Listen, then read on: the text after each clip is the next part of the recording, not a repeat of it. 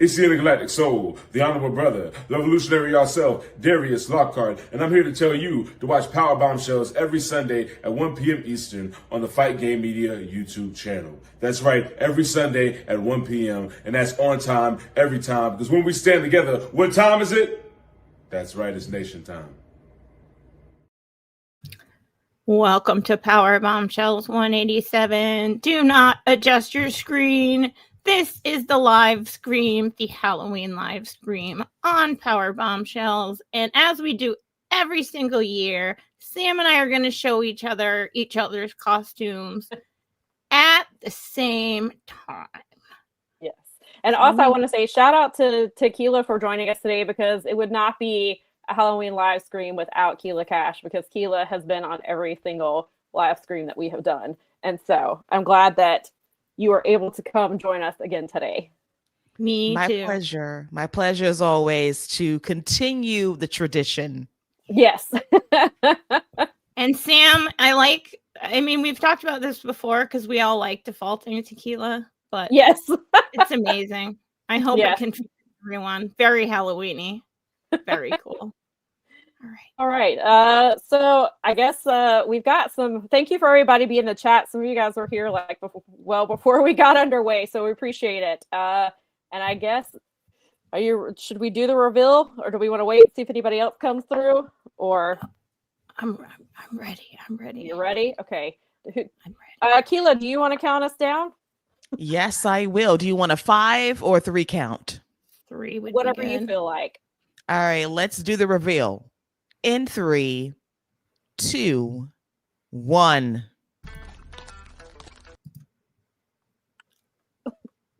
I'm Hangman.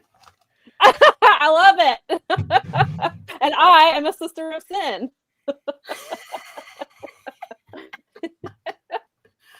Hangman. I get to use my little anniversary belt that Bob bought us a few years ago. For those of you who never got to see it, these things are heavier than you'd think. So I have my own championship belt and everything. Now, I couldn't get, and I know that Keela and Lady B will be disappointed, I couldn't get this wig to be Hangman's beautiful locks. So we're just going to have to wing it for. I will accept this for what it is. I will say that Hangman's hair held up remarkably well after a beatdown at WrestleDream. Like, those curls did not drop. I noticed that backstage. He got his ass whooped, curls uncurled. It stayed on point. I was like, what is he using now? It's very impressive. I know. We need to, Hangman, drop the products, please, on your Blue Sky. Tell us what you use, because I need something that's going to make my curls stay. So Lady B and Keela are our resident Discord thread. They keep us on point with the, needing to know, and the fashion and the hair products. And what I really love about it especially is it's usually people like Kevin Ely or Garrett or the boys are asking their opinion on this, because they're like, I love it. I'm not wrong, right? That's fantastic. I love that. That's so cool. I'm glad that that Keela and Lady B keep everybody in the know, because that's very important information. It's super important. It is. Like, between Hangman and Osprey's hair, that was what we were looking forward to the most. Oh yeah, I totally get it. Yeah, Colin says, I don't know, but Hangman's current curl regimen is coveted right now. It is. It is. He's using something new. I don't know what it is. I don't know if it's Sacred by Beyonce, but it is working. It's my champion, and it probably is Sacred by Beyonce. It probably is. That would be so There's actually awesome. somebody I follow who uses her stuff and was talking about how a huge difference it's made in her hair. So that's not an ad. That's just going by what I hear. I've heard good things, so it would not surprise me if Hangman is, if Hangman is on that. Colin said whatever it is, they would buy. Same. Me too. So I can't get my hair to. I mean, it almost looks better in this wig even without the curls, but I was just, Hangman's been so my favorite person lately that nothing, no slag on Takeshita at all. And the IWGP Championship is still like my belt in my mind, in the deep, dark, pearl heart that I have. But right now, Hangman, like for what we need right now, is my guy. Like he is the champion for me right now at this moment. Yeah, Hangman He's so great. I mean, Hangman's been my guy for like since his indie days. So like, he's leveled up. Super happy to see him in this role that he has, and he's so much more confident this time around. And I think obviously it's all based on everything he's been through character wise the last couple of years, but he's just operating on a completely different level. And I am really enjoying this title reign thus far. I would love to have him wrestle someone who is not a current champion. I would like them to move away from that. And it looks like that might potentially happen with this 4-way match that got announced last night on Collision. And actually, before we get into that part, Hangman cut a promo last night, and it made it sound like he's put the ops on notice, but then he says that he'll find Samoa Joe when he finds him, and when he does he'll ruin his life. And I was like, is he gonna retire, Joe? Is that what this is leading to? Because I didn't even think of that, but now that you're saying it. Joe has said, when my current contract comes up, which we don't know when that is, I'm out, I'm done. And so I was like, so it seems like even if that's not where this is going, it seems like they're not doing the rematch right away, which I'm thankful for, because we're already doing the rematch of Stat and Mercedes. So I was like, and then you have Mark Briscoe come and challenge Kyle Fletcher, and Don Callis was like, no. And I was like, please don't do. Oh, thank you, Brad. Okay. Joe is signed through 2027. So there goes that. I mean, maybe in 2027 he'll come back around. But so yeah, now we have this match on Wednesday that is Samoa Joe versus Bobby Lashley versus Ricochet versus Hook. And the winner of that match will challenge Hangman at Full Gear. And so Joe is the only one who has the belt out of those four. So, it doesn't sound like they're running back Joe and Hangman right away. So I guess we'll finally get a pay-per-view where Hangman is not defending against the current champion. Maybe. Yeah. But since we were here last Saturday. I meant to tell you, I also have my boot with me. So that was my little prop that I had to get in there for the long-term storytelling. Yes, crowd. we love props in here. I had my boots. So now I even have the boot. I had to make sure I knew that one was for you and Nikki and anybody who gets it. So I did want to bring up this comment from Nikki. We went to Ashe last week, and she dressed as an elder emo. She said, I just look like myself with emo jewelry and an MCR bag from high school.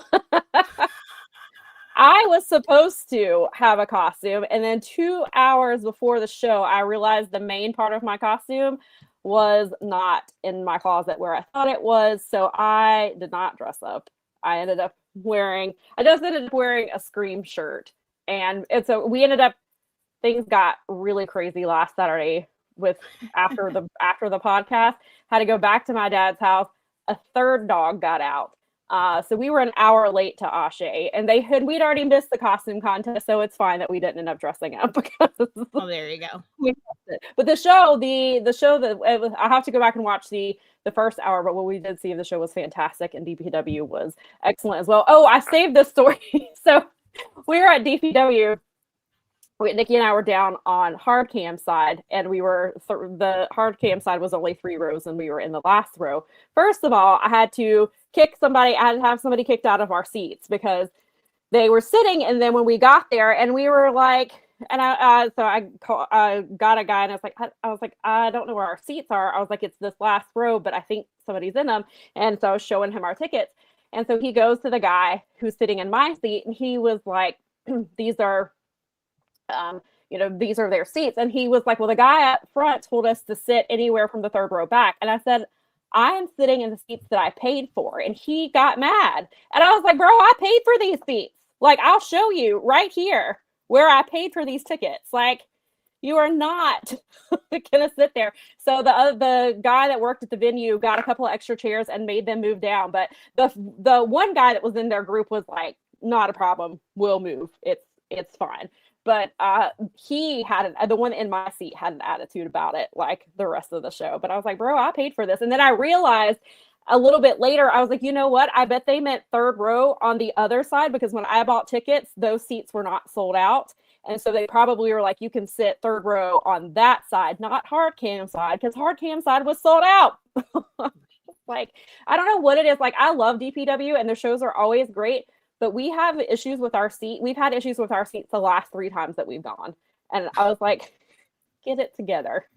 Everything else about them is great, but their seating situation is not. I don't know why that is. I think I have a bigger issue with the kind of person. It's like, there's a lot going on in the world for you to have a meltdown about having to move a row or 2. Like, that's all he had to do. He literally had to feel move down bad 2 for seats. that guy. I'm sorry. It was not even another row. He moved down 2 seats. Bad. I feel bad for him. I'm sorry that your life is so boring and so. I'm sorry, brother. I hope he enjoyed the wrestling show. I hope it made him feel better. Oh yeah, he made a comment at some point in the show talking about how those were great seats. Yeah, I paid for mine.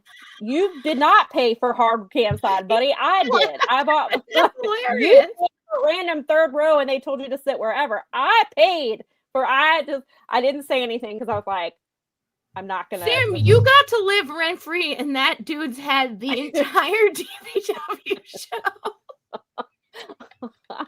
Oh, and he didn't. So the first match had Trevor Lee in it, who obviously is the former Cameron Grimes. He didn't know who Trevor Lee was. I was like, is it because you? But he knew who. He knew somebody else who was it? Nikki will probably tell me. I can't remember, but I'm like, is it because he cut his hair and he's not wearing the top hat and he's not talking and he's not wearing his $1 million belt? Like, you don't realize that's Cameron Grimes. Like, it's Trevor Lee, my guy. And yeah, he was like, and then one of them made a comment and they're like, of course his name is Trevor. What? What?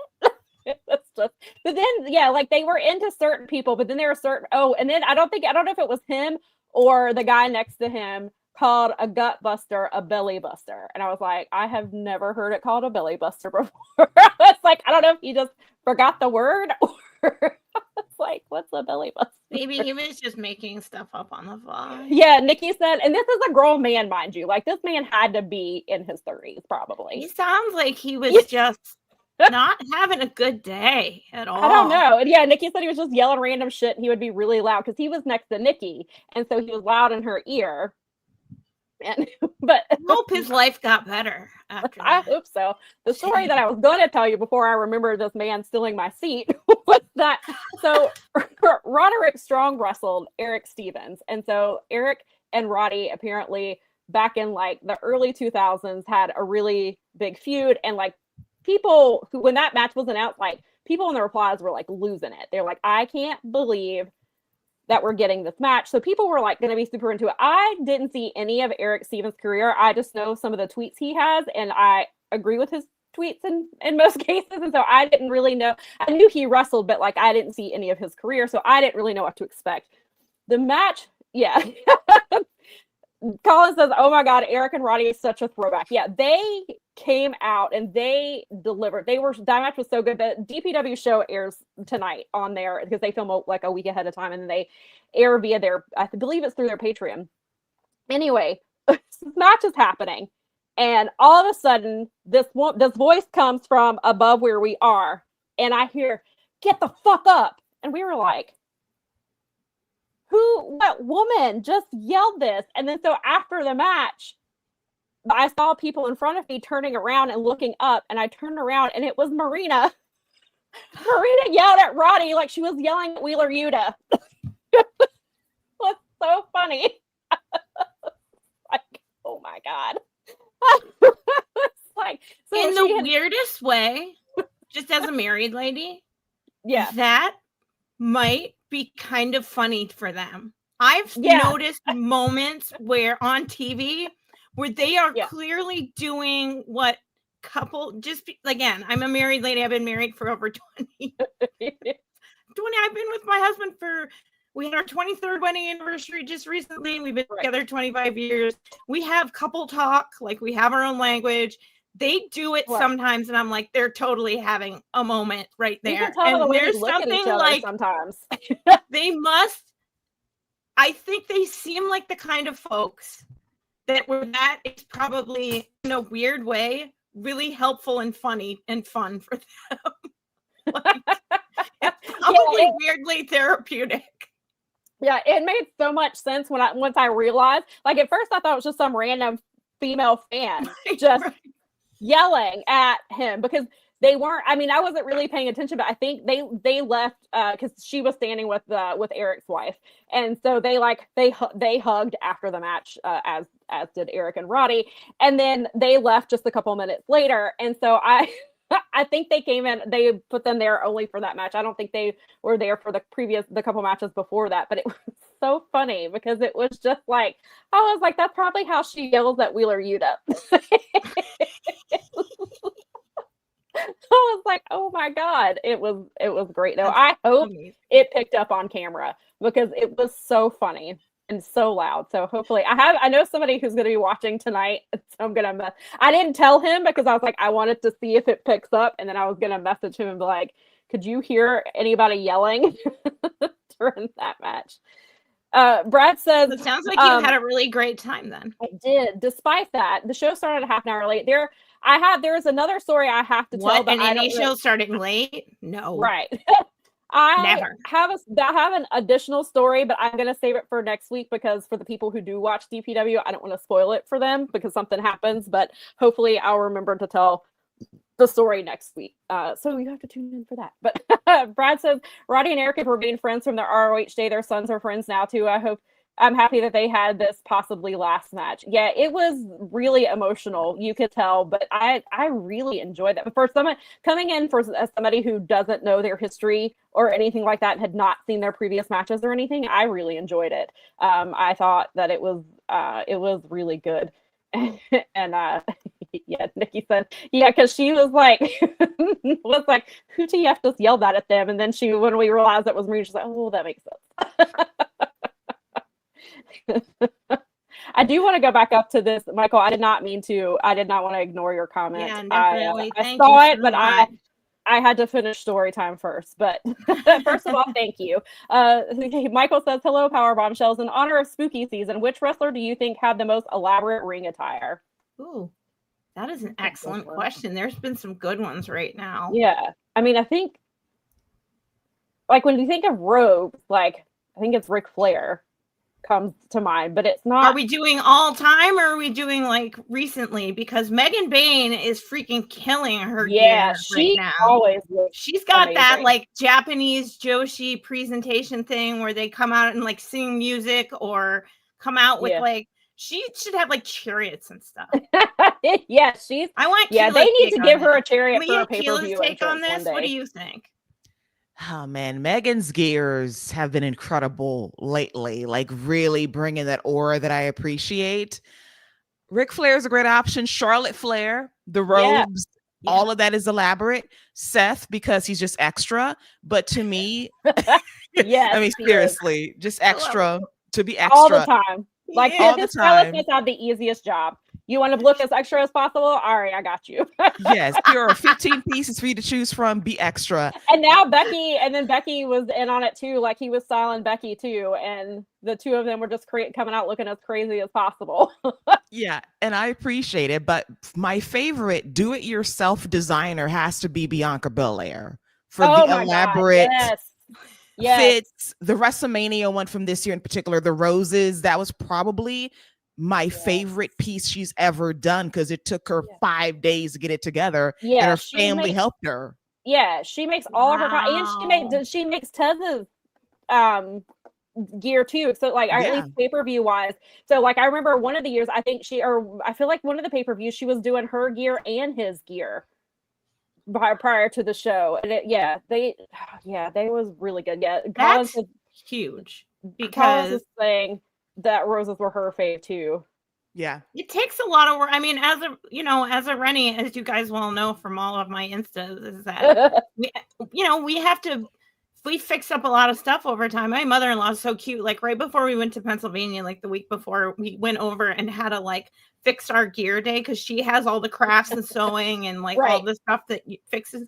And so she helped me get like buttons onto my, my pants so that I could keep my cell phone in them. And we like put all these like little like. It's hilarious because you have to, and it's cool that they're doing it together because we enjoyed, like the three of us had a good time doing that, and then she was like, how'd your stuff work at fair? And so that's super cool because that's on Mania.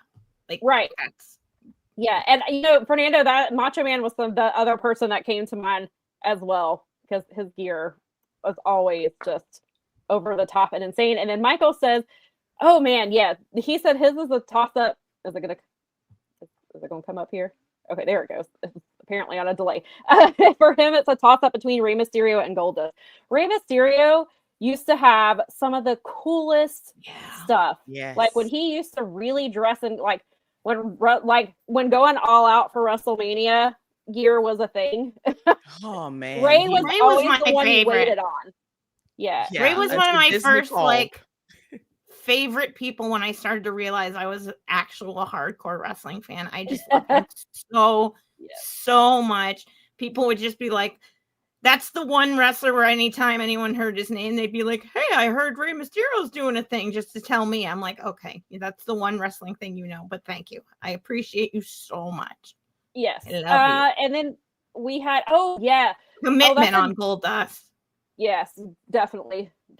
Health commitment. Brad is the correct. Yeah, this is a good one. In his opinion, the best gear maker going right now is Sway Archer. He does all the Jet Speed gear, among others. Yeah, Sway does a lot of really cool gear, but Jet Speed, I love the NASA themed gear that they've been wearing recently. Yeah, it's amazing for them. 100%. I love it. It's perfect for them. Yeah, Sway has been killing it. And yes, Collins, Mercedes. Yep. She's right. Of course.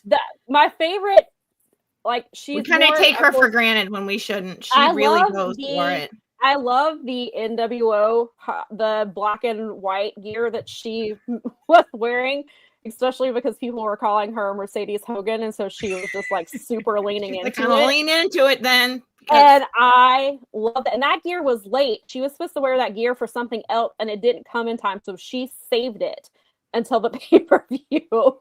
And then the Selena gear, like top 5 of her gears that she's had. Like when she came out in Arena Mexico dressed in that iconic purple outfit, like I couldn't believe it. And then of course I had mentioned it last week, Triller blocked the music. So I didn't know until after the show she came out to Selena.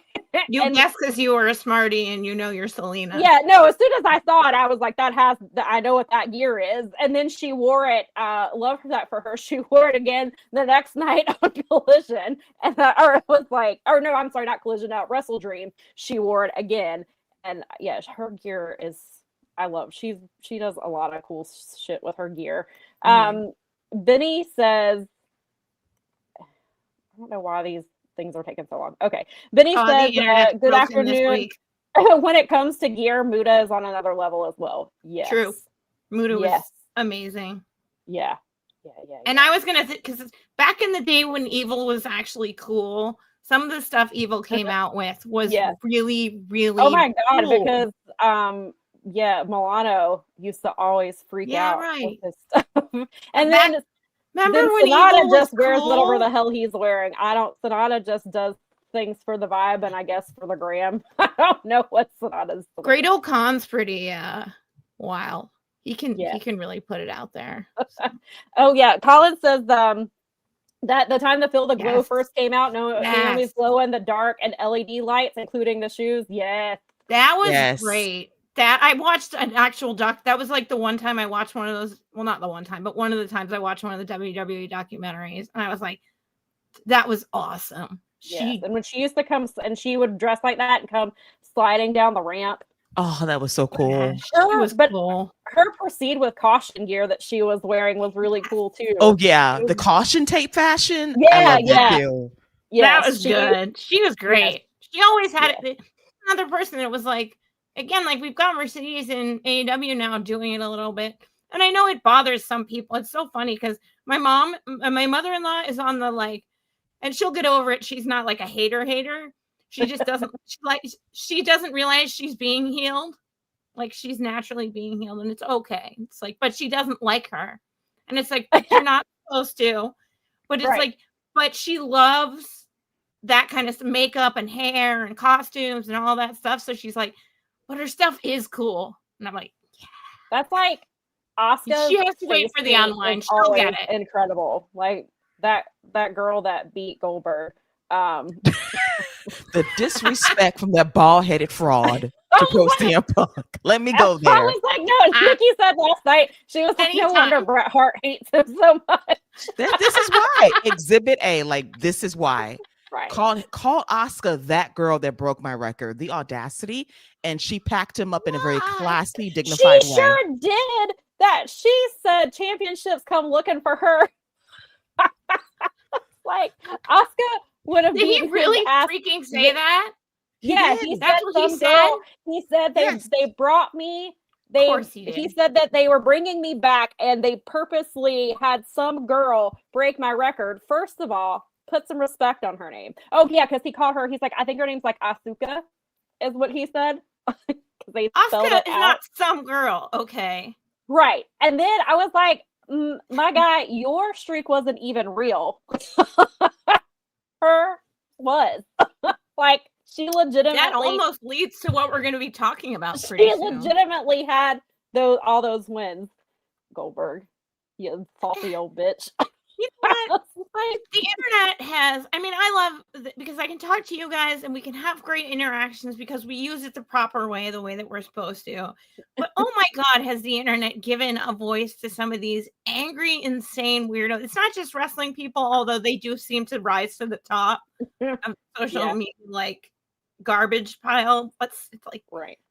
Because why are you mad? But it's like they are so desperate to stay relevant.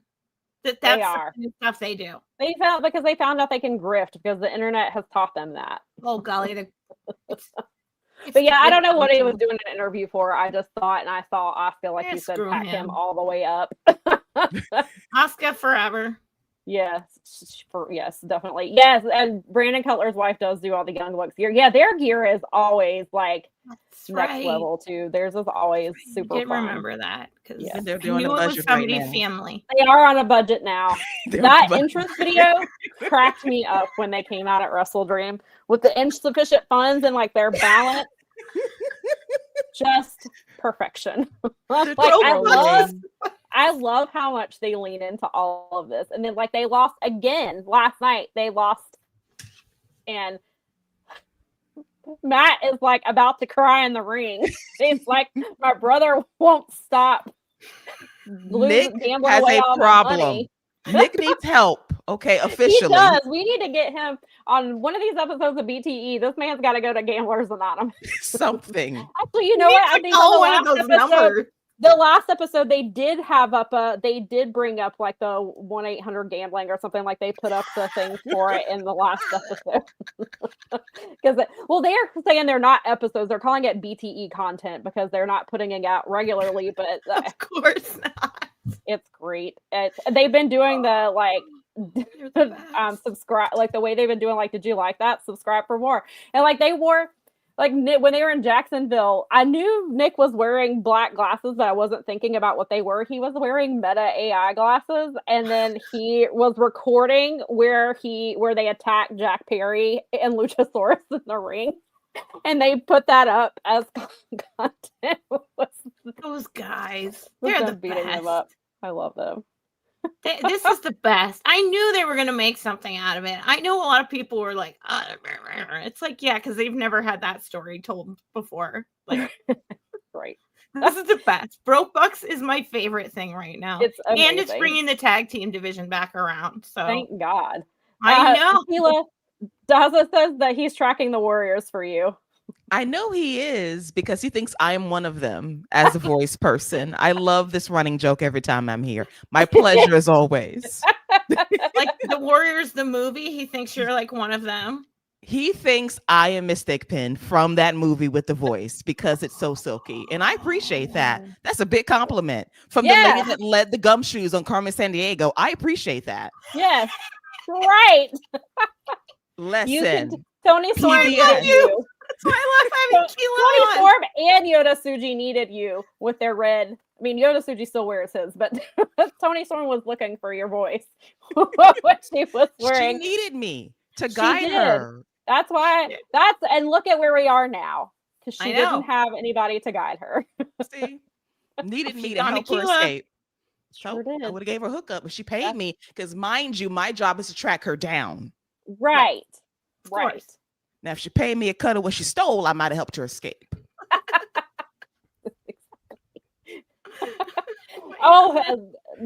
Colin said that I would listen to Lady X read the dictionary. That voice is smooth. Oh, thank you so much. I appreciate that. Don't make me blush. Keela, you do have. I think we've agreed as a network that Keela does have the best voice on the network. So easily, by far. So, I mean, we love you, but I think that was something we decided a long time ago. So whether I don't know if you're in the Discord or I can't remember which show had that conversation, but I think we all finalized it. It was like, some vote happened. I was unaware, and then they said I was unaware of this. Well, I mean, you know how that goes. You have my vote easily. See, there you go. I think it's pretty much unanimous now. Daza says their Halloween costume is a snot monster. He's got the man flu. Are you crying about it? Is it very hard for you with your man flu? Man flu. It's I mean, it's better than when you get to menopause. So yeah, the Warriors movie is, if you know, you know, and if you love it, you love it. That's just the way it is. It's like wrestling. It's just something you either get and love, or it's just not your jam. It's a classic. It's a classic. Exactly. It's so 80s and so fun. I have never seen it. I think we talked about this the last time that I have never seen it. It's like 50-50, but I'm pretty sure that you'll see the beauty in it because of your wrestling fandom and because of like wrestling fandom prepares you for a lot nostalgia factor for 80s style, like funny. Yeah, sure. Because it's got that, dystopian sort of like underground fun going on, and it's really wacky. Like it's worth it. We can talk about it. Everyone. I guarantee a bunch. I know obviously Daza and clearly Keela has seen it, and Bob is the one who made me watch it for the first time years ago. So I discovered the joy like 2 decades ago, and just passed through. And trying to encourage Sam to watch it on Paramount Plus.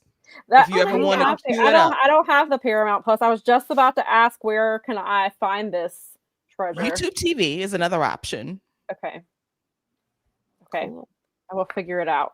You rotate around. Find it. And it's on TV. I'm like Googling on right now. It's on TV this week. Oh. On one of those cable stations that I might not have anymore. Of course. Daza says he gets wrestling vibes from all the game's wacky costumes and gimmicks. Yeah, totally.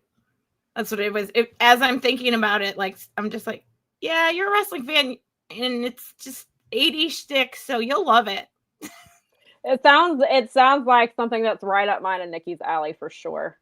Oh, definitely. I mean, obviously you would anyway, but you guys definitely together. That's a Nikki and Sam movie night. I don't know if the rants or anybody can handle it, but that's how it is. No, it's all right. That's a wrestling fan style. It's like we're not going to show them the FMW death match. We're going to show them Will Ospreay versus Orange Cassidy at Forbidden Door 1. Exactly. That's where you start. That's where you do a nice starter. Sure. Speaking of, so I guess we'll bring it back. I mean, the gears, we talk about gears all day. We were last Saturday for our pre-show. So what did you guys think of WrestleDream overall? And what are your, was there anything that surprised you, or what were your thoughts on it, Mel? I thought overall it was really good. It was a little long. I didn't have as much issue with the. Yeah, we're gonna get to that finisher. I just and all of that stuff, and it was a little long, and I was like, okay, so they're leaving this for the end, and I get it, and I'm not really sure where the Darby and Jon Moxley storyline is exactly going, but there was a lot of other storytelling on the card that I enjoyed a great deal and thought I don't know, it was weirdly paced at points, but overall, I don't think it was. When I saw people complaining as much as they were, I was a little surprised because I thought it was way better than all of the complaining. Yeah. Keela, what were your thoughts on it? I thought it was a good show. It ran a little bit long. I think that when AEW made the decision to add more pay-per-views on their calendar, we have to treat a WrestleDream like a buffer show because it's not going to blow off feuds until Full Gear. Now, if it rolls over to the next PLE or pay-per-view, I'm like, what are we doing here? Right. So I wasn't shocked that a lot of these feuds carried over, but I will say with Darby and Moxley in particular, I quit means I quit, which means we're done after this. So I don't want to go back and do something else, but they're going to do it anyway. And I'm like, what else can you possibly do for finality short of kayfabe murder? Right. Exactly. Yeah, so Saturday we had Ashe and then Sunday we had DPW. So we had to split it up. So I guess for us it wasn't long because we were like we watched, so we got back from Ashe, we watched the pre-show, and damn FTR for finding a way to get on the main card. That match was, I love Jet Speed. I was that so match was entirely mad. I was like mad on your behalf. I even tweeted at you when it happened. The moment it happened, I'm like, Sam is gonna be so mad. Because at first when it started, I was like, oh my god, is FTR really gonna have like a 3-minute match? Because that's hilarious. No, and I don't mind like the match itself carrying over into the pay-per-view. No, I think that was kind of fun the way that they did it. Like it was having the pyro shoot off at 8:00 was really cool, but it was way too much FTR. They got way too much time because I swear it's in their contract that they have to have a minimum of a 20-minute match anytime they have a match. It's just like. And so, of course, they found their way. They made it on, Sam. They did it. I mean, shout out to Jet Speed. I love them. So at least it was somewhat bearable because the FTR. Except that they lost, which was dumb. Yeah, because they cheated, of course, to win. And I didn't like that.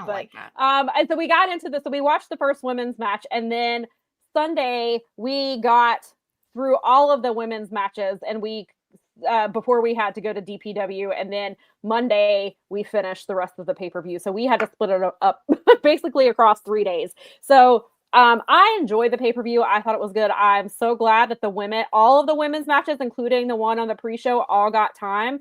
All the women's matches on the main card got a minimum of like 15 and a half minutes. So, and then I saw later that Tony Khan said something about how he really enjoyed the pay-per-view and there's nothing he would change. So I hope moving forward, that means 3 women's matches and that they're getting 15 minutes at least. So I'm cautiously optimistic as always with the women's division. I know that I'm a sicko, but I don't see what the big deal was about the aquarium spot. They were in St. Louis. There's an athletic commission. They can't bleed. They have to do something. And these two are trying to make the other one quit. Like, what are they? Of course, this is something they're going to do. And for me, the more egregious spot was the skewers under the fingernails. I was like, I told Nikki, I said, even a sicko has their limits. I was like, I have to look away. I can't stand, because I think that's something, not that you can't feel your head being put in an aquarium, but I think skewers under the nails, that I can feel that, like it makes me squirm. And so I thought that spot was way more egregious than Darby having his face put in an aquarium and his paint coming off. And Nikki we were talking about it because that his flag was soaking wet and he put it on his head. And he's like waterboarding himself. Like, Darby, calm down. And so as far as the ending, it's because I know there was some question about the way Jon Moxley quit, but the reason I think of course I would have wanted a little bit more, but I think the reason that it works is because he had his mentor come out there who passed the torch by passing him his bat. He used the bat on Moxley a few times. He busts out 2 of his mentor's finishers and his own, and then he choked him with the AEW flag that he said he was going to choke him with. So if nearly drowning someone in an aquarium doesn't make you say I quit, like, where do you go from there? Like, you have to end this match, like, somewhere. So I get the argument behind it, but I see where they're going with this, because on Dynamite, Jon Moxley started panicking because he realized Kyle O'Reilly was working that knee. He was doing the ankle lock.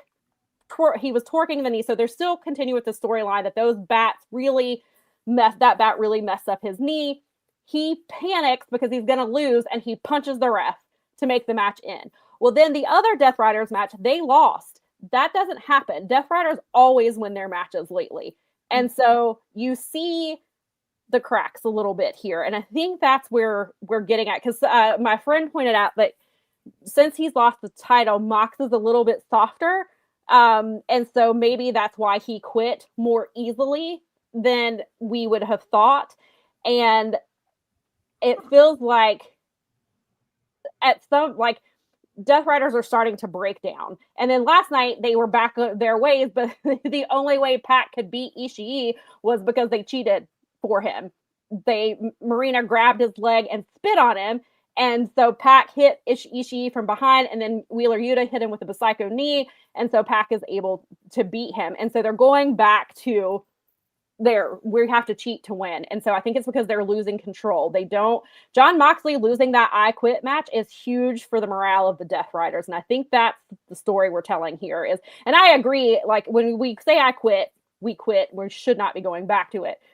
But then Darby comes out here cutting this promo about how he would die for this company and how he is the face of the company. And the line he said was, if people think it's bad PR if I die on Mount Everest, to which I say, being named and speaking out by 2 women is also bad PR, Darby Allin, and is also why I still do not want you as the face of this company. I know that AEW has clearly different thoughts about that because they belted you up with Sting and put you all up in Sting's final run. But yeah, if we're going to talk about bad PR, being named by at least 2 women and speaking out is also bad PR. Mm-hmm. Yeah, fair. Preach. Amen. Can I donate to the collection plate after that? Please, yes. Go right ahead. I can't even follow that. That's yeah. So bars. Now I'm not that like. I mean. So there was that kerfuffle about how he didn't actually get the world record for a kickflip at the highest elevation because he didn't actually petition. He didn't fill out the paperwork with the Guinness people to get the record, which they clarified. And now I'm okay with that. I'm just okay with that. Right. Yeah. I'm just whatever. Go try again when you retire or something. Make sure you fill out the paperwork. I do paperwork for a living. You can't fill out a form? What's wrong with you? I mean, he's Darby. I don't expect him to know that he's got to fill out forms. Like, that seems like, just in general, like, he doesn't care about forms. What are those? Well, that's why you don't have the world record for the biggest kickflip, do you? Or the highest kickflip. Now, Mel, we know what happens sometimes, that good old clerical error in the paperwork. Yeah. Clerical error. Dude, yeah, there's lots of comments. I know we were chatting. There were lots of comments about that ending. Let me get to someone because I know we got some other stuff to get to. Well, the only thing about it on the internets were that it was the old biddy that needed attention, decided to start a dialogue about but the children. How do you go? But how do you have that much of, like, it almost seemed like she was having like a breakdown, because how do you go from complaining about the aquarium spot to then defending a man who has been accused of potentially trying to sex traffic an employee, like, in just a matter of days? Like, how do we go? I think Amanda Huber summed it up absolutely the best. She had the best tweet of that entire situation.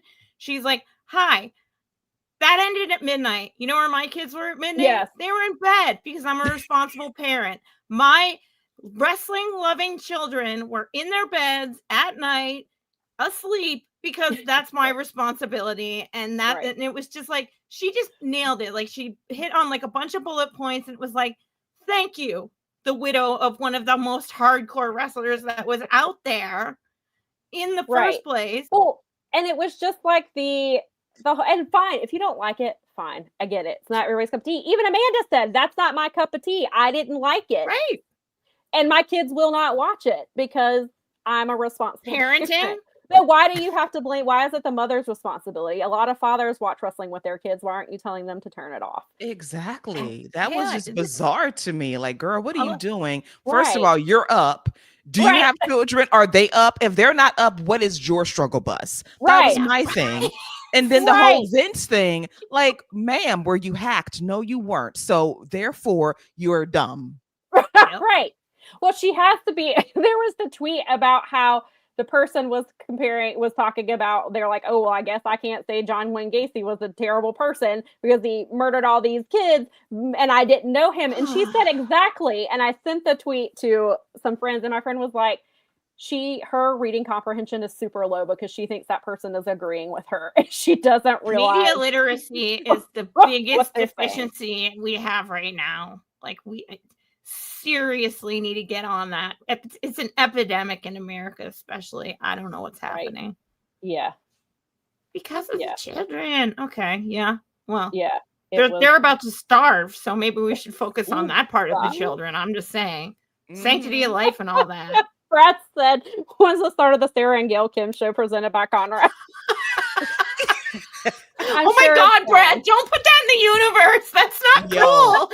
Hey, just the kind of scumbag to pull that shit, too. Listen, Conrad is coming to a StarCast near you, the Gail and Sarah show. A live show.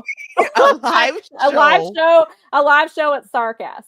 Yes, with the most bad faith takes you've ever heard in your life. Oh my God, get your wristbands ready. Go buy them. Nikki said, yeah, when I first told her about Sarah Sweet, she was like, okay, but that's on the parent, not AEW. Like, why are you letting AEW Hang parent on now, Nikki. Personal responsibility. Now just get out of here. That's insane.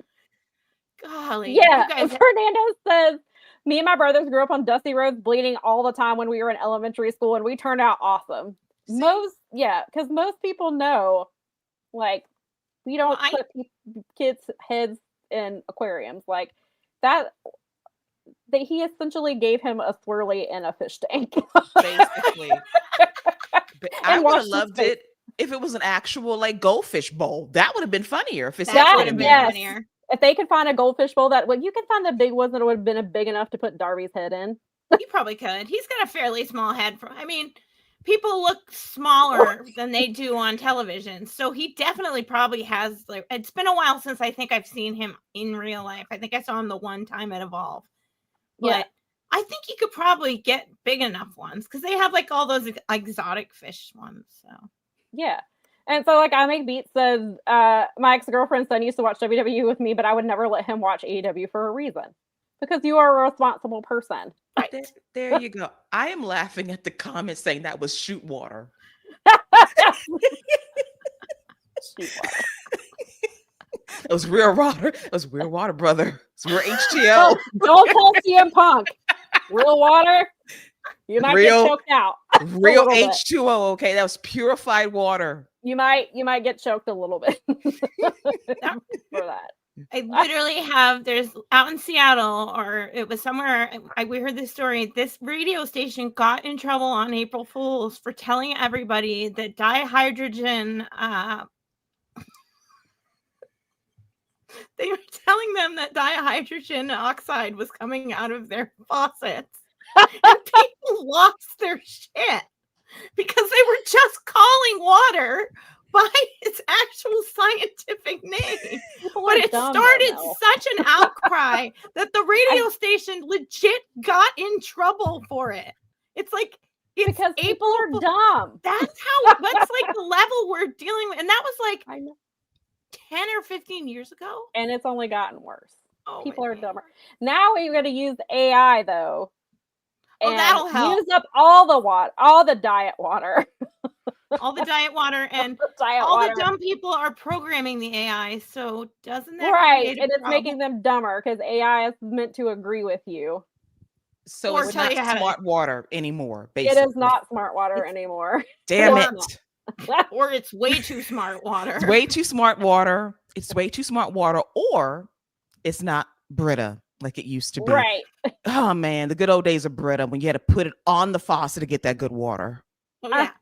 Right. I still have one of those hanging around. Oh, like an unopened one. Not that we need her. Yeah, seriously. Right there with you. It was just funny to me. I'm like, wow, this is not something we should even be talking about. It's like, if you have a legitimate beef with the pay-per-view and it's like a critical thing, then that's fine. But you're just Brad says he's taking Kathy. I was gonna say multiple GCW deathmatch shows, and she's never cracked anyone in the head with a bundle of light tubes, no matter how many times he's asked her to.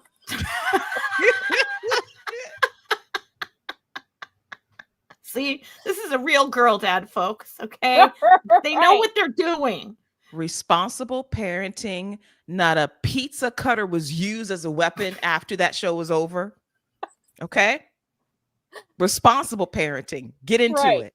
Right. Seriously. Listen, Jack Perry better be careful. He's out here showing Instagram videos of him making knives and carrying in his little belt buckle when he comes out. So oh Lord. Oh my God. Jack Perry, first it was the real glass. Now he's teaching your children how to make knives on Instagram.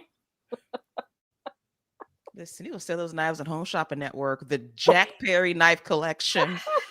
24 pieces for $35 in 4 easy installments because it's really $200. And then you could probably also sign up for the Jungle Jack Perry metalworking course, which he'll teach you his various skills. Oh my God, what are you teaching children to go out and we'll have a rash of artisan blacksmiths on our hands?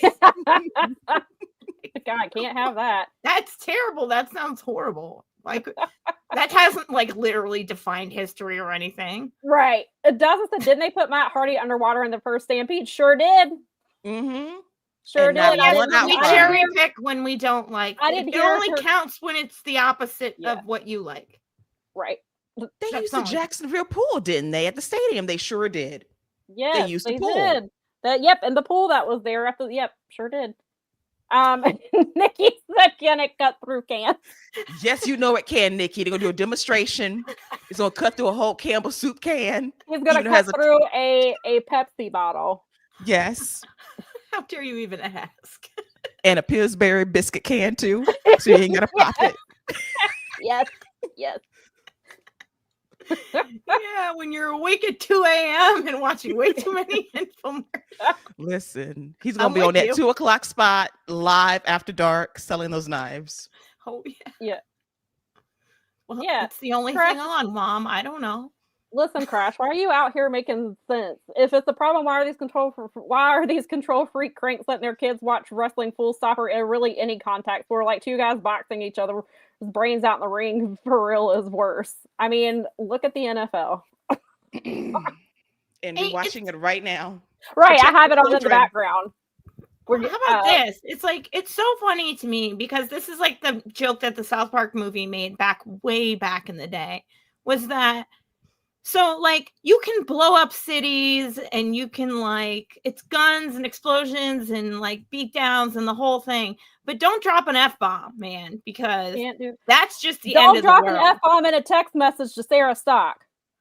Especially not her. Oh God, she'll freak out and post. Look, she'll tell people that you are a hothead and you are deranged because you used a single curse word.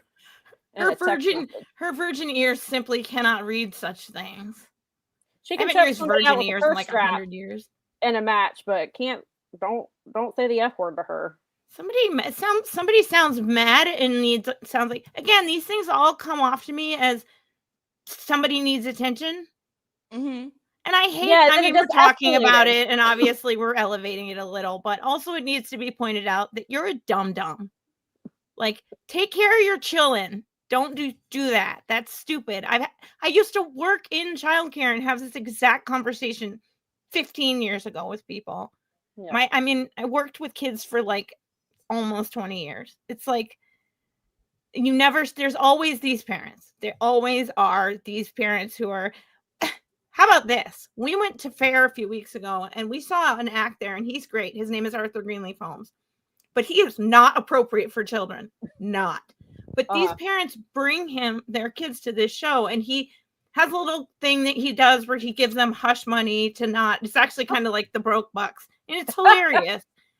But we happened to be at a show, and I swear to God, it was like, at one point he made a joke about, because this whole family with their kids walked up way after he'd done his disclaimer, and he's like, it's like the Von Trapp family just showed up.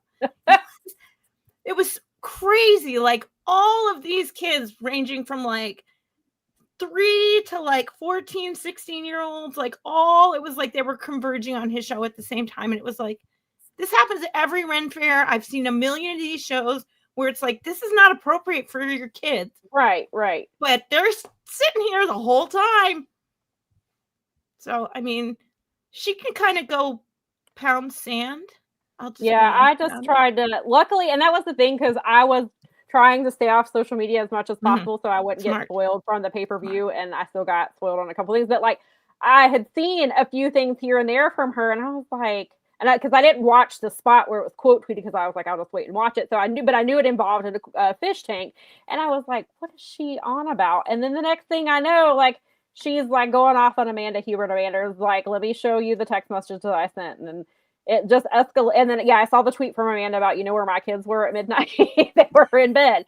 And then like people would I would miss things, and then I'd randomly see her defending Vince McMahon because she still gets a paycheck, and he didn't do it to her, so therefore he couldn't have. Once you cross the defending Vince threshold, I had to unfortunately tell a friend this week about Mick Foley playing the he's in a tough situation and all that jazz, and they were like, crap. No, there's been plenty of people who've come out and defended that man, and a lot of people who are good people have defended that man. And you have like the worst of the worst defending him. It's just, unfortunately, that's the society that we live in. But it's been unfortunate. But I tried to stay off as much as I could, and then I was seeing like bits and pieces, and I was like, what in the world is happening? Yeah, exactly. The one person I wouldn't go after is Amanda Huber. No, 100%. Like, she has no idea. She effed around and found out. Her son, he literally has wrestled on pay-per-view event. Looks like he was in the clusterfuck, wasn't he? Like, yes, he was. I'm pretty sure she knows what she's talking about. Who knows? It's always someone that doesn't either hang out with their kids or have kids at all that's worried about the children. Of course, always. And I say that as a childless lady who is constantly reminded that I don't have children. I don't understand. How dare you, Mel, not have children? How could you? How could I possibly understand how they operate since I've never had one? Right, exactly. Just how could I? So, before we move on, do we have any other WrestleDream thoughts? No, I thought it was good. I'm looking forward to Full Gear because Full Gear is always a big time. They better pay me off in Full Gear because Full Gear is always a big pay-per-view, and I want it to continue to be a big pay-per-view. So, yes. It looks like, not very cautiously optimistic. Just be cautious. Looks like we are heading towards potentially getting Stat versus Mercedes as the main event of Full Gear. That would be so cool. Man, let's do it. It feels like we're getting, just the way the buildup has been a little bit. Maybe I'm just reading too much into it because I want it so bad. Maybe. But it just kind of feels like we're leading. And I was like, then this match would actually make sense because we've talked about this a bunch. Like, Mercedes she's main event at WrestleMania. Well, let's let her main event an AEW pay-per-view. She's main evented literally, other than wrestling in New Japan itself, and she's main evented New Japan Strong shows in the U.S., but never New Japan in Japan, and that's likely never going to happen, just because of how they are. And I don't mean that in a bad way. I'm just based on their norms and such. So look, AEW is the place where it needs to be happening. And then Chris is a day one talent. Chris has been there from the beginning, like it would, I felt like, I really still feel like, I will always feel like Timeless Toni and Mariah May should have main evented with a Hollywood ending. Clearly that did not happen. I mean, for me, that was my main event. I'm just going to pretend that last match, the real main event, never happened, but it was god awful. But show ended. I don't know what you're talking about. They had a match on that Dynamite. That was a banger. That was their pay-per-view match. But it just feels like, and I was like, and so if it's not going to be Timeless Toni, then Mercedes is it. But then I think that also helps solidify Chris Statlander even more as your 100% women's world champion, who is doing something. She will do something Toni Storm has never done before, which is main event in AEW pay-per-view. So that's another way that you can solidify her as the woman right now, would be her. And of course, and then somebody, I think it was Lyric, said that with the way this Full Gear match with Hangman appears to be going, she feels like it seems even more likely. Oh, that, absolutely. Let's be for real. I know when the fix is in.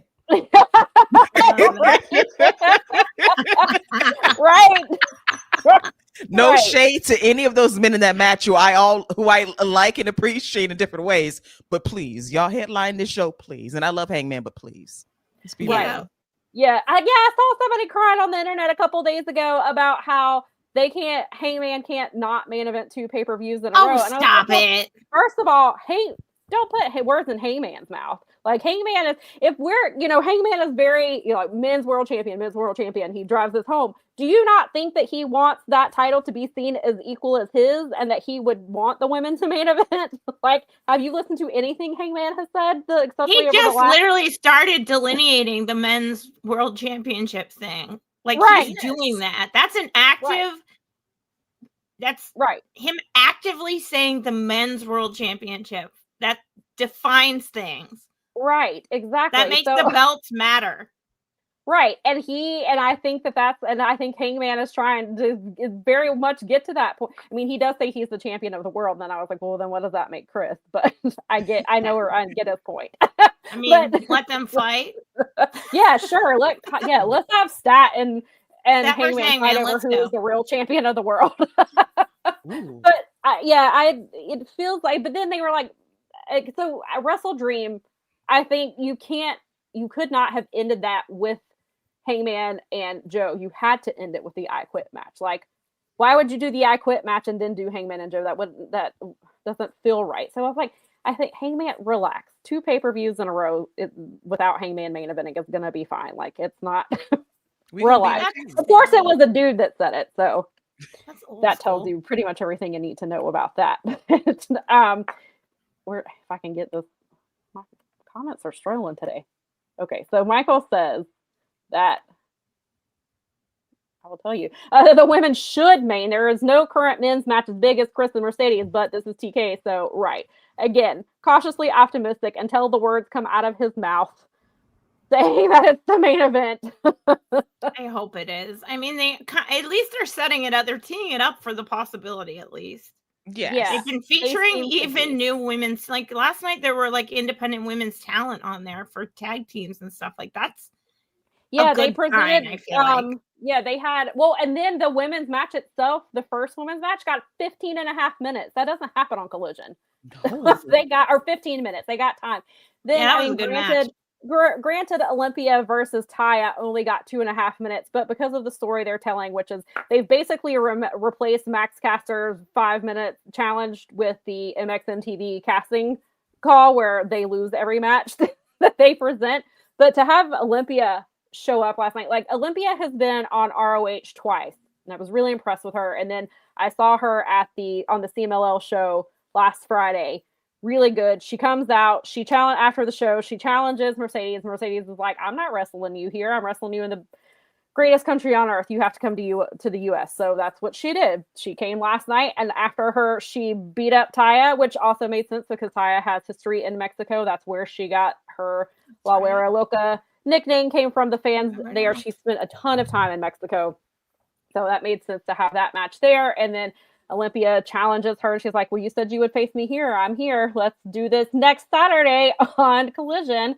So, and she's defending the CMLL title. For the people who say she doesn't defend her titles, she's going to defend it again next week. So I really like Olympia. And so I'm hoping, and then now we've got, so like the women are getting some time. So hopefully we're getting closer to a women's main event, because I'm like, you're doing all of these things for the women and they yet have still not main evented a pay-per-view. Like if we and they're doing the tag team division. I know, but if we end 2025 with tag team champions, with pure women's champions, with the women's blood and guts, and they still don't main event a pay-per-view, like that's a glaring issue. You can tell me you can do all of these things, which, and again, I'm super happy for all of these things, but like the easiest thing in the world is to let the women main event a pay-per-view with the caliber of talent that you have. Like Mercedes Moné can main event a pay-per-view in 2025. Why are you not letting her do it? So we definitely 6 years. They're 6-year-old company now. Yes. No excuses. She has all the belts in the world. Solidify what this means for her and for Stat too, because they're tied 1-1.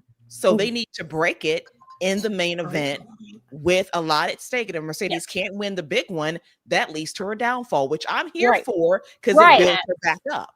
And that's the one thing Mercedes has not been able to do yet. She has not been able to win the women's title yet. And that's been her Achilles heel, besides her, her ego. That's why. And so,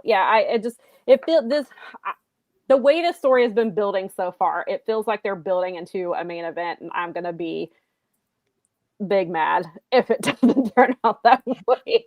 Well, and then you put Stat over, you've got Mercedes. Now that loss is in Mercedes' head because she just can't get that belt. She starts losing her belts like we've talked about in the past. And all of these people who have been like, I hate her and I don't understand this, all of a sudden get on the hype train and understand where this has all been going. And I hope so. We watch her melt down in the most spectacularly awesome fashion. Oh, it's going to be amazing.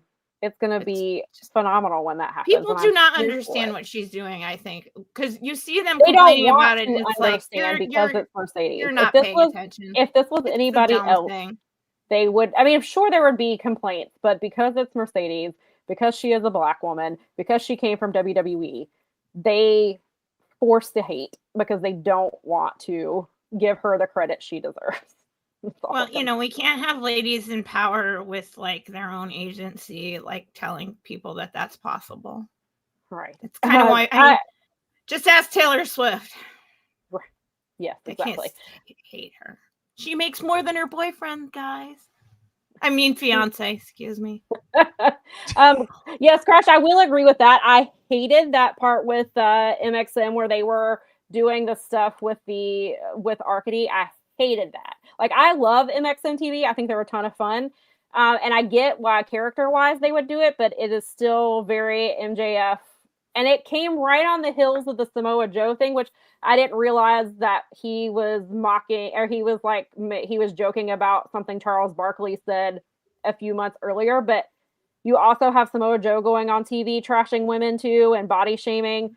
And then you turn around and have that, and it's and MJF isn't even on TV, and just because he's on TV doesn't mean that you need to be like, oh, people are going to miss it if we don't have the rotten fruit humor. Like, stop. Samoa Joe doesn't need to do that. And I get now that he was making fun of something that Charles Barkley said a few months ago, but still, it didn't read well. And then Samoa Joe was above that. And I hated that stuff with MXM going after Arcady like that. I did not like that at all. So hopefully they will not do that. But we will talk about the women's tag team tournament because it is starting this week. I have a picture and I think that I don't know if I put it in the wrong place. So sorry if this, it's going to take up our whole screen. Here, let me see if I can fix it. Put it up. Maybe we can fix that. We'll see. You put it up. I'd rather look at the bracket because we do have our first match coming up this Wednesday because last week on Dynamite we had we had a match between 4 of the teams. The winner got to pick who they faced in the first round. And so we are getting, do we have the... Here, see if you can put it up there. Okay.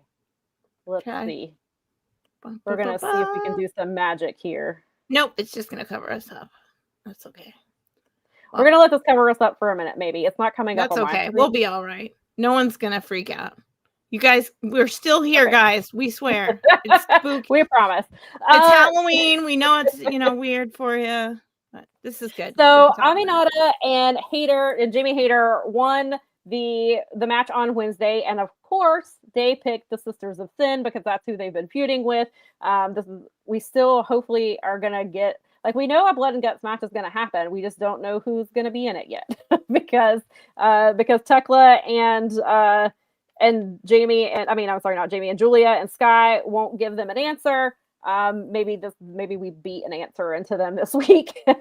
So that's our first round. I think, did Queen Aminata and Jamie Hayter decide on a name yet? I know the other day they were asking if they should be was Jamin, what was it? Was Jaminata or was something else? It was like Haters. I can't remember what the second name was. And they were like, or do you have other suggestions? And then we have obviously the Sisters of Sin, and then we have Willow and Harley, who are being called the Babes of Wrath.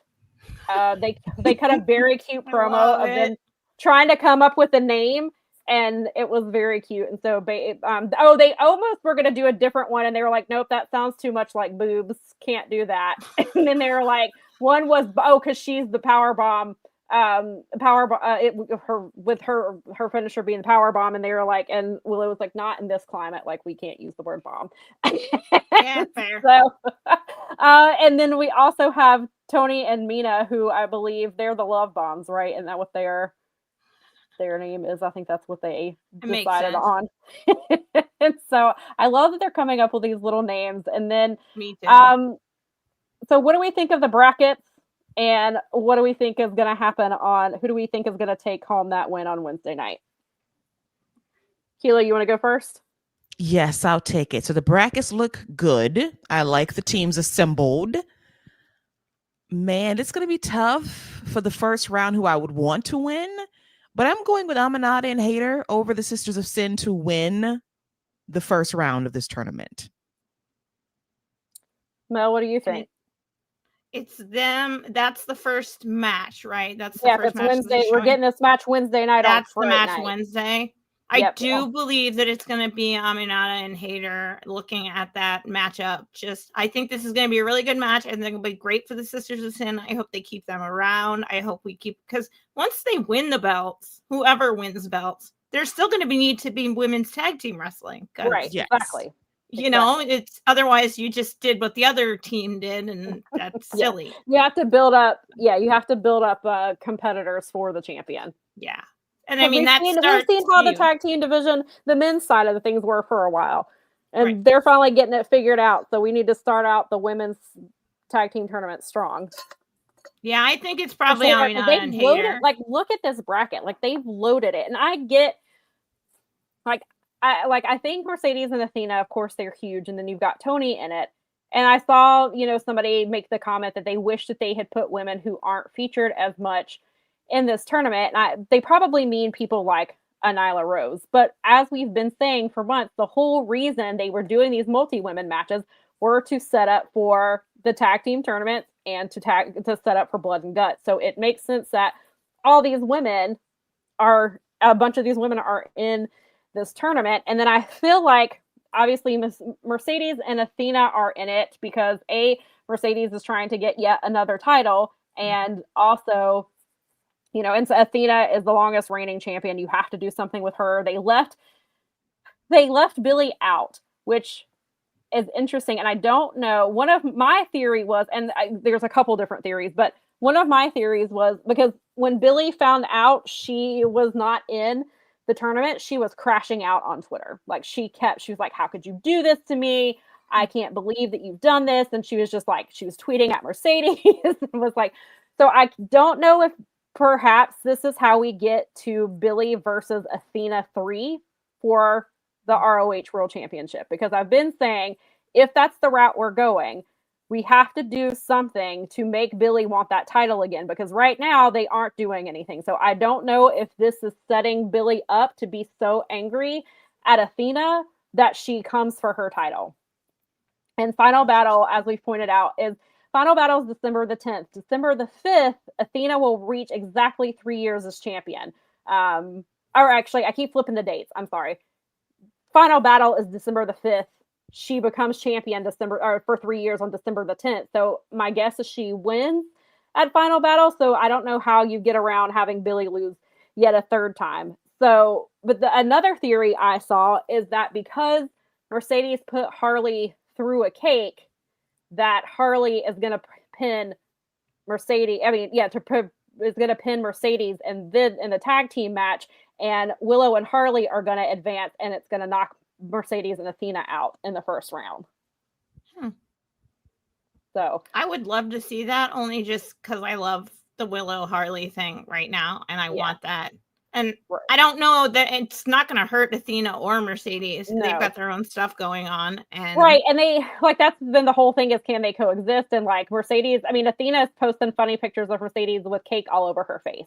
And she's like, look at my tag team partner, y'all. And Mercedes is like, delete this. They're already, and she told Mercedes that they were going to start minion training. So Athena is trying to put Mercedes into minion training. Great. The only reason I would say it is it's do we want, I mean, again, when we're building a tag team division, does it make sense to put such big stars as Moné and Athena in the win slot here, as opposed to putting Willow and Harley over into the next round, because you need that longer term? Yeah, I feel like the Athena Mercedes being in this is to set up something, or maybe this also you could also use it to set up the rematch between Athena versus Mercedes. Agreed. This could be the plot here. So maybe Harley does maybe she does pin Mercedes, and Athena and then she blames Athena for the loss or something, and then that's how we get Mercedes versus Athena again. So I think them being in it is more of a vehicle to get them to another part of the storyline, and not necessarily to win this round, and maybe not to go very far into the tournament. And then obviously on the other side of the bracket, we have Alex Windsor and Riho, which I think will be a really fun team. And then Toni and Mina have a ton of chemistry. And then you've got Megan and Penelope, who I don't know if I want to say they're my dark horse to win, but they have really when this was all restarting, they were the ones that were the tag team. They were the ones that were kind of pushing us in the direction where we are now. And then of course, Ty J, they have been pushing for tag team titles for 5 years. So they absolutely deserve to be in this tournament. It's very clear they're not making it out of the first round. And I like them, but the women who are in this tournament are much stronger wrestlers than them, and you can see that they have to slow themselves down, or other people have to slow themselves down when they're in the ring with them.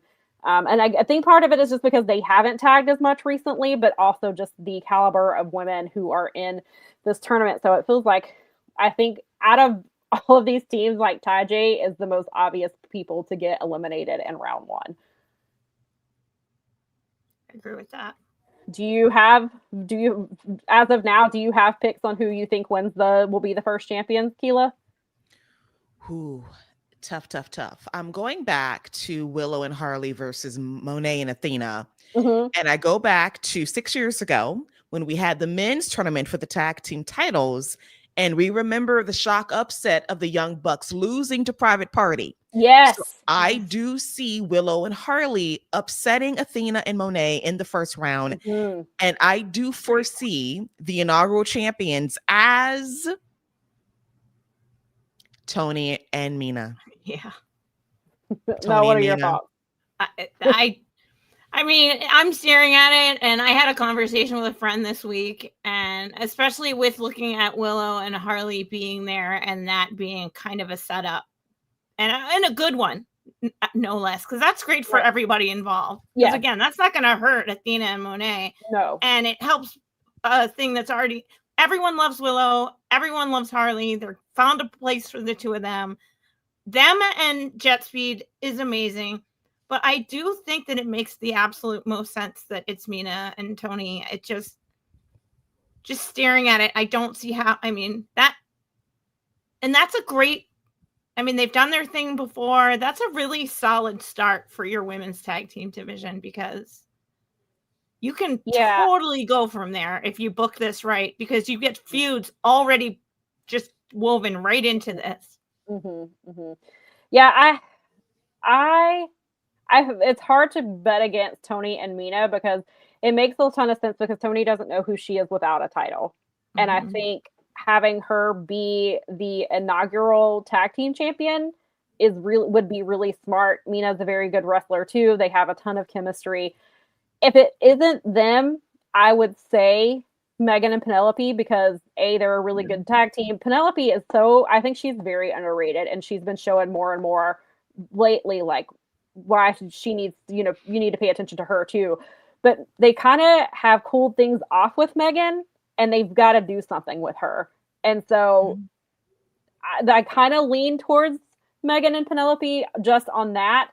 I think it probably will be Toni and Mina, but then you also have Queen Aminata and Jamie Hayter, who are phenomenal. But I think them and Sisters of Sin, this is more or less to get them into the blood and guts match.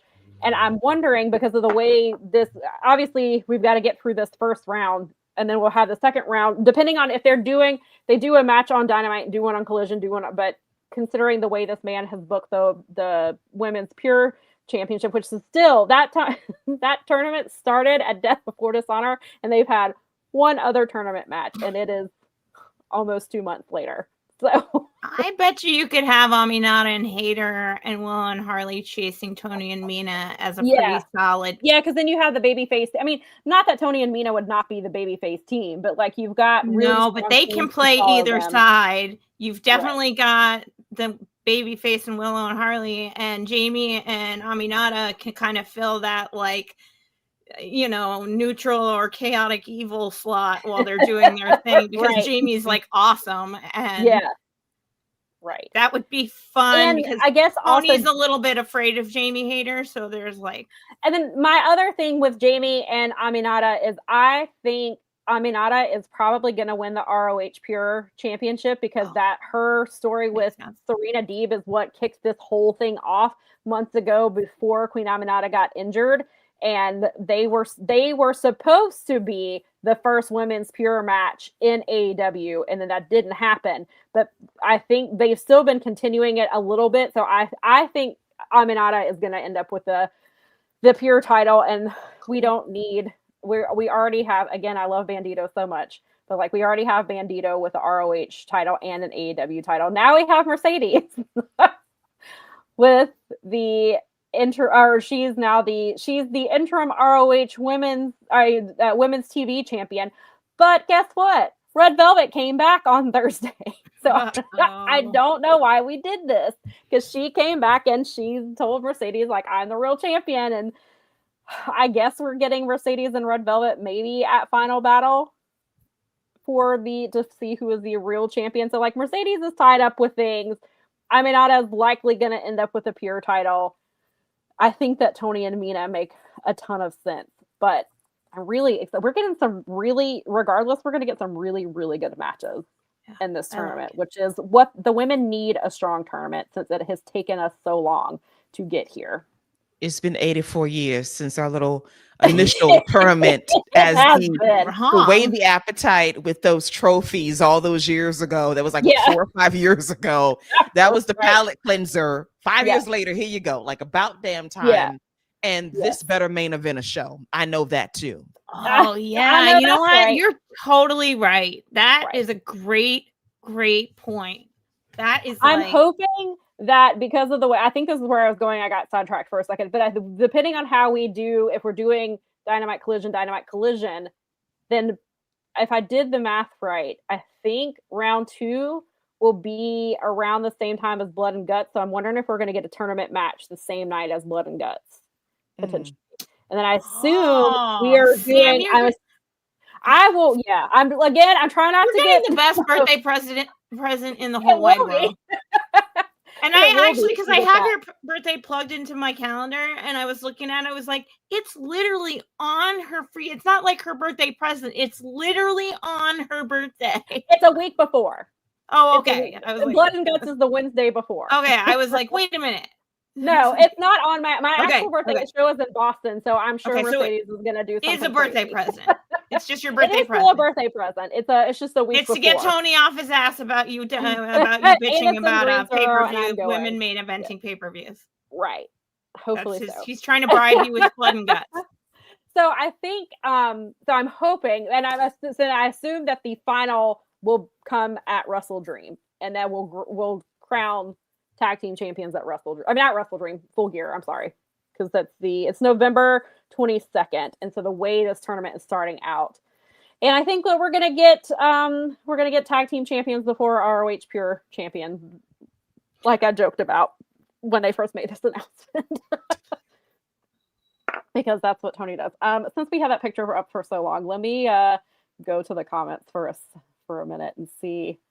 I'm sure I know the chat had a lot to say because I saw that told me we had a bunch of comments.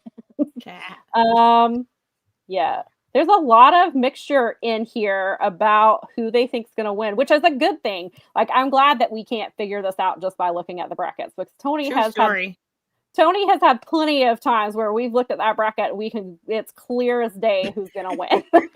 So I'm glad that this isn't super obvious and that they have multiple people that could win this. This is an interesting theory. Jermaine says that he thinks Sisters of Sin will win in the first round, but they're going to win Blood and Guts. Interesting. I like it. That's a really good theory. I like that. Thank you. Crash corrected me. It's the Timeless Love Bombs is Mina and Toni. Oh, that's right. Yeah, because they had to get Timeless in there. That's right. Yes. Can I just give a big shout out to Renee? She is the freaking awesomest. She always looks like she rocked a sweater vest this week and still made that look good. Yes. She's so good at what she does with her interviewing, with her reactions. She's great. Renee is like, we don't deserve Renee, I think sometimes. She's so good. She's great. She's the best. Brad says it's gonna be great when Willow and Harley knock out Moné and Athena. I think we're all kind of on the same page with that. Yeah. The match is gonna be great though. Let's see. Laurent says that he wishes that they had done a 12 or 16 field tournament. I'm not surprised because Tony struggles when it comes to tournaments. So I mean, it would have been great. I can give you 8. Right. Listen, I mean, I would have liked to see it because it was mentioned here. But last night on Collision, they did have Nixon Newell, who is the former why did I just blank on her name? Tegan Knox. Thank you. I was like, not Dakota Kai. I was like, why is it? I did that last night. I knew exactly. I was like, Shiniest Wizard. Tegan Knox. Thank you. and then her real life girlfriend and also tag team partner, Miranda Alizé, which Miranda I've seen a few times wrestle. She used to wrestle on, I believe she used to wrestle on Dark, and she's wrestled in ROH some. So they apparently are coming to give Ty J a warm-up match. They didn't say when, I assume on next week's Collision, since the challenge was laid out on Collision. So that's fun. I would have loved, I mean, I always look for a reason to have Nyla Rose on my TV. So, like, I wanted Nyla in this. Yuka Sakazaki is right there. You have Shida and Yuka as a team. That would have been gnarly. Would have been amazing. So, like, there are a ton of women that they could have plugged in between ROH and AEW, and they could have even, because ROH tournaments have brought in independent talent, and you could have done it there too. But hey, beggars can't be choosers. Okay, let's just go. Apparently not. Let's just take what we can get, and then we'll keep expanding from there. Robert wants to know if he's the only one picking the Sisters of Sin to win. Like, I really like them as a tag team, and they have, besides Megan and Penelope, they have been the other team that's a legitimate tag team who's been doing stuff even prior to bringing Tekla in. Like, I really, really like them, and I would not be mad if they won. But I do think Jermaine has a good theory that they get eliminated in the first round, but then that's what fuels them to come back and get the win in blood and guts. I think that's a really good theory. Which would be a good spot for it. Yeah. Lorana's with us. Dijay gets kicked out in the first round. Bless them. Yeah, like Nikki said, she really likes them, but they're still kind of sloppy. And I think that if they keep working, they'll look better in no time. Because, yeah, they're not getting in a ton of work. Or if they are, it's in the multi-women. And sometimes it's one and not the other. And then they are not at quite the same level as the other women in this tournament. And I think if they went further, it would expose them even more. So I do think that they're going to be a team that is somebody that challenges for them. And maybe they will, once they kind of maybe they'll get going, and maybe they will eventually be champions at some point. But I think you have to have them in this tournament because they are the ones, especially Anna Jay. Like, she found old tweets from like 5 years ago where she was like, one day we're going to have a tag team division. And like, so she has been really, really pushing for it. I think that gives them something to work for, and that's not the worst position to be in, because maybe they'll actually earn that spot, and that'll make it better. Yeah. Yeah, and Michael, that's a really good point. That, if you want people interested in the tag titles and you want to see them on TV, you probably are going to need big names to anchor the belt, which again would go back to Toni and Mina. I think that's the strongest way to start it off. I mean, we talked about that a long time ago, where we thought maybe once Toni dropped that women's belt, that it might be good to have her anchor the tag team division, because she is super popular, period. Yeah. Like, gender non-specific, she's one of the most popular wrestlers right now. Right. I mean, but then you could make that same argument for Harley. Harley is super over, and people were trying to have Harley win. Well, yeah, they wanted to give her they wanted Harley to win the title after her having 2 wins on Dynamite on television. I'm like, record be damned. I was one of them. Like, give her the world. I don't give a damn about her record. But I think the key moving forward is the fact that once we have the champions established, we want to make sure that tag team wrestling for the women's division is highlighted on Collision, on Dynamite, on pay-per-views, because I don't want you hiding the belts. Once we win them, I want you to spotlight that division as you do the men, because if you're going to do it equally, you have to put in that effort every week. There's no excuse now, because you got the teams, you got the depth. Yeah, and now you've got the thing where Dynamite still likes to have one women's match a week, and so now, is it going to be your tag team champion? Or is it going to your brand new division you're establishing? Is it going to be or is it going to, Mercedes, I guess, she's defending she defends her title on, obviously, the TBS is that's where she defends it, and then of course you've got stat. So now you get to, or you could do this thing where you have more than one women's match show. No. Like, I know that now Sam, wait a minute, you come on, that is breaking the quantum leap. You cannot do that. No. Actually this week Ziggy says that this is not possible. Raw took a page out of Dynamite's playbook this week. I mean, so not Raw, SmackDown. SmackDown had 4 matches total in 2 hours. Yeah. 1 women's match, and it lasted through a commercial break. And then they did the follow-up segment, which is Jade Cargill returning and turning on Tiffany Stratton to set up yet another title match at Saturday Night's Main Event. And then we got a couple backstage things back there. So that was my hated, was that there was, out of 4 matches, there was 1 women's. And I put in parentheses, I hate when other promotions do it too. Like, don't come for me. Like, I hate it when AEW does it.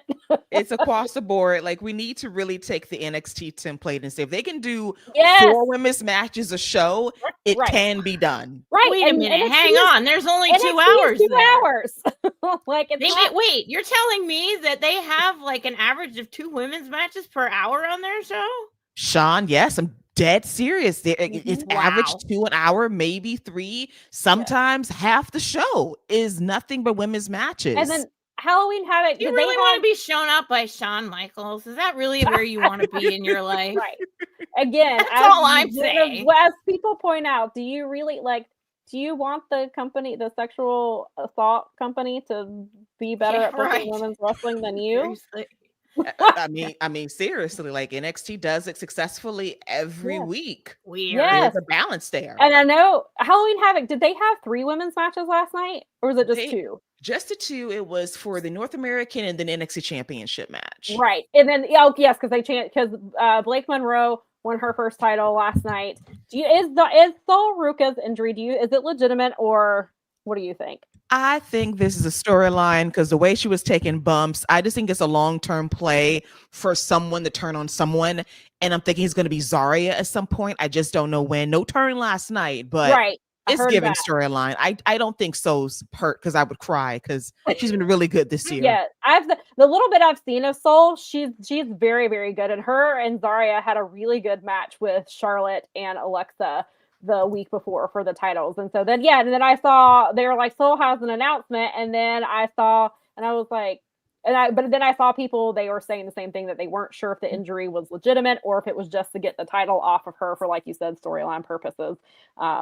Which we saw last night. And then I saw that Tatum Paxley defeated JC Jane last night for the title. And I also saw that Dark State defeated the Hardy Boys. Jesus. And they are the NXT and TNA. Oh, no. Thank God. Just NXT Tag Team Champions. Oh, just the NXT. Okay. I thought it was both sets of titles. I couldn't take it, Sam, if they won both sets. I couldn't. She's like, no. Well, the Hardy Boys currently, they went into that show having 4 tag team titles because they have them for 2 independent companies as well. Okay. So well, I guess I'm gonna feel a little bit better about that. But I heard some comments about the match last night and heard it was not great. It wasn't great. By Dark State standards, it wasn't awful, but the Hardys carried. They did what they needed to do. And Tatum has improved so much. Very happy for her. And shout out to Jessie Jane, man, because when she won the belt from Stephanie, like, oh, you're a fluke champion. She said, actually, I'm not. And she has been great. Call her up. SmackDown needs the help. God, yes, they do. They do. And wasn't she almost like, I think that if her title reign had extended, she would have been like one of the longest reigning champions or something like that. Yeah, in the company, because she was over 150 plus days. So she would have been, Which is crazy. Like you said, for somebody they thought was a fluke win, she did hold that title for a bit. But I heard I hear a lot of, I don't see a lot of Dark State stuff, but Saquon was somebody I saw in the indies for a really long time. So I always have love for him. And I saw somebody last night, they were like, Saquon is the only one that has any business being in this match and having a title.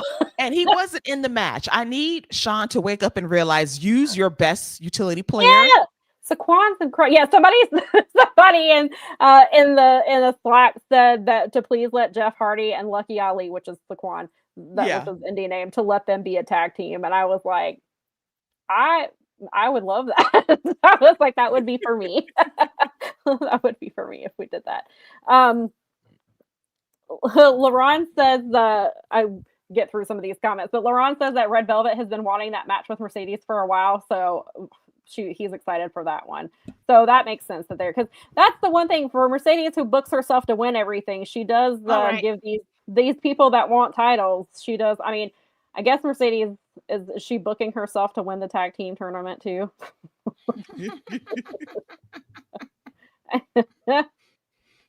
that terrible girl. She books herself to put other people over that are like new and different and all of those things. What's she doing? It's terrible. Yeah. So apparently, Lauren asked where the Renegades were. Charlotte has been injured for a while, and I believe she's still not cleared. So that's why they haven't done. Too bad. Yep. I think that got moved out of the way, but so that's where they've been. Let's see. Yeah, I'm kind of the same way. Keela, you probably watch her a bit more than anybody else. What are your thoughts on Nixon Newell? Injuries. Honestly, injuries have been a detriment. For a lot of her career. And I will say this, Becky Lynch has performed miracles, wonders for many women in WWE over the last 4 or 5 years. And I can name all of them. But when you can't bring out that extra something, it might be a wrap. And it's not her fault. It just, unfortunately, the timing of injuries and not quite finding herself as a personality, I think those have been the two detriments. So during this downtime, if she's getting booked for AEW events, indie shows, tap into what was missing during your run in WWE besides the injuries, because it's a charisma thing more so than anything right now. That thing that makes you stand out, because you can be a great wrestler, but you have to have that. Why do we care about you? Why should we invest? Why should we be on this journey with you to win anything? A match, a championship. So if she can figure that out, then I think there's still some hope there. But Becky Lynch, I have the resume. I have the names. It just didn't land. Sadly, I hate to say it. Yeah, and it's interesting that, I mean, maybe it is. I've heard that Dakota Kai is Japan bound, so maybe that's why, but I'm a little surprised that Nixon showed up before Dakota did. I was stunned. Yeah. I was stunned. Yeah, because I saw her last night and it was like, I was like, that's because her hair is different. And I was like, that's Nixon, right? And of course she said, I'm next to Newell. And she said, I'm the shiniest wizard. And I was like, there it is. Because I have a friend who is not a fan of hers. And so I thought of him immediately. I was like, oh boy. And another friend said the same thing. They were like, Nixon's here and she's talking about her shiniest wizard. I was like, yeah. So it'll be interesting to see how that plays out. And then, but LaRon says, I haven't got a chance to I need to go back and watch the first all women show that Athena did, but they had a second one last night. And of course, both shows have been while I was covering Collision. Cool. But I believe, LaRon, when you say she, you mean Nixon, that she wrestled Abaddon on Athena's show last night. Because I did see Abaddon was on the show, but I don't think I saw who she wrestled. But I also know Chris Statlander was on that show. Ashe Women's Champion Charity King was on that show. And Abaddon was on it. They had, I'm trying to remember, she had like a pretty stacked show last night. Okay, thank you for clarifying. So yes, it was Nixon. Well, I'm glad that she had a good showing. Hopefully that maybe she's doing what Keila was just talking about and is figuring out what she needs to do to, stand out on a roster that's as stacked as AEW's women's roster is. And then we had a question here from USVA guy for all three of us. What is our opinion and where does everyone go if the women do not main event the pay-per-view? Golly, you rendered us speechless, USVA guy. Other thing that, it'll just make me rage at Tony Khan even more. You rendered 3 women speechless, dude. That's a skill. Where do you go? It doesn't take away from Stat as a champion, because Stat I think you can solidify her, and they have solidified her. She got the clean win over Toni. She did it with her own finisher. She did it without doing the seatbelt. She didn't have Wheeler Yuta come say something to her. Marina didn't know Death Rider's interference. She did it on her own. I think not main eventing a pay-per-view does not hurt Stat. It clearly only helps her. But you're running out of, and I know the thing is, the women have, they shouldn't get it just because they're women. They should earn it. Mercedes Moné has been earning it since the day she stepped foot in AEW. And Stat has, I think she's earned that spot as well. And it's not an indictment on the women if they do not main event. It is an indictment on Anthony Khan. The government named a whole name. I like that. Too bad if she'd known his middle name, you've been in trouble. Who just had a birthday a few days. He had a birthday, and then I found Kota Ibushi found out that they were the same age. And I just don't see how you don't do it now, especially with what you've built up. If you don't do it now, when the F are you going to do it anyway at that point? Yeah, you already kind of, and a lot of people wanted that. Wasn't just a bunch of us girls being the storybook ending should have been the main event. That was a lot of people of all different. Yeah. Numbers. No, there's people. Well, we're not the only ones still saying it months later. Right. And we can't go back, but we certainly need to I don't know.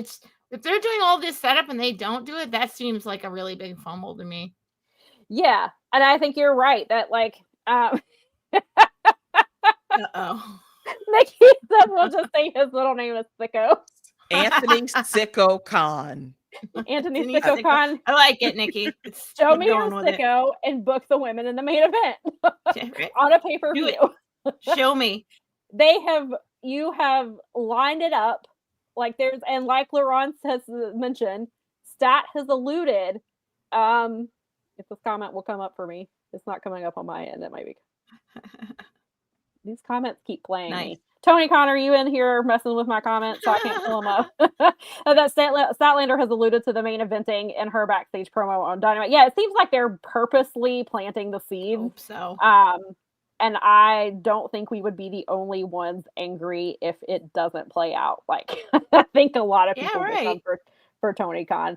And I know what my question would be on the media call. Not the main event. Sam, you're not going to be allowed on the next media call if that goes on. I mean, that's if he tries to pull some shenanigans, they're really like, nope, you're going to have to pull out that alias we made up for you. Yeah. Stephanie Shipley's on the case. Yes.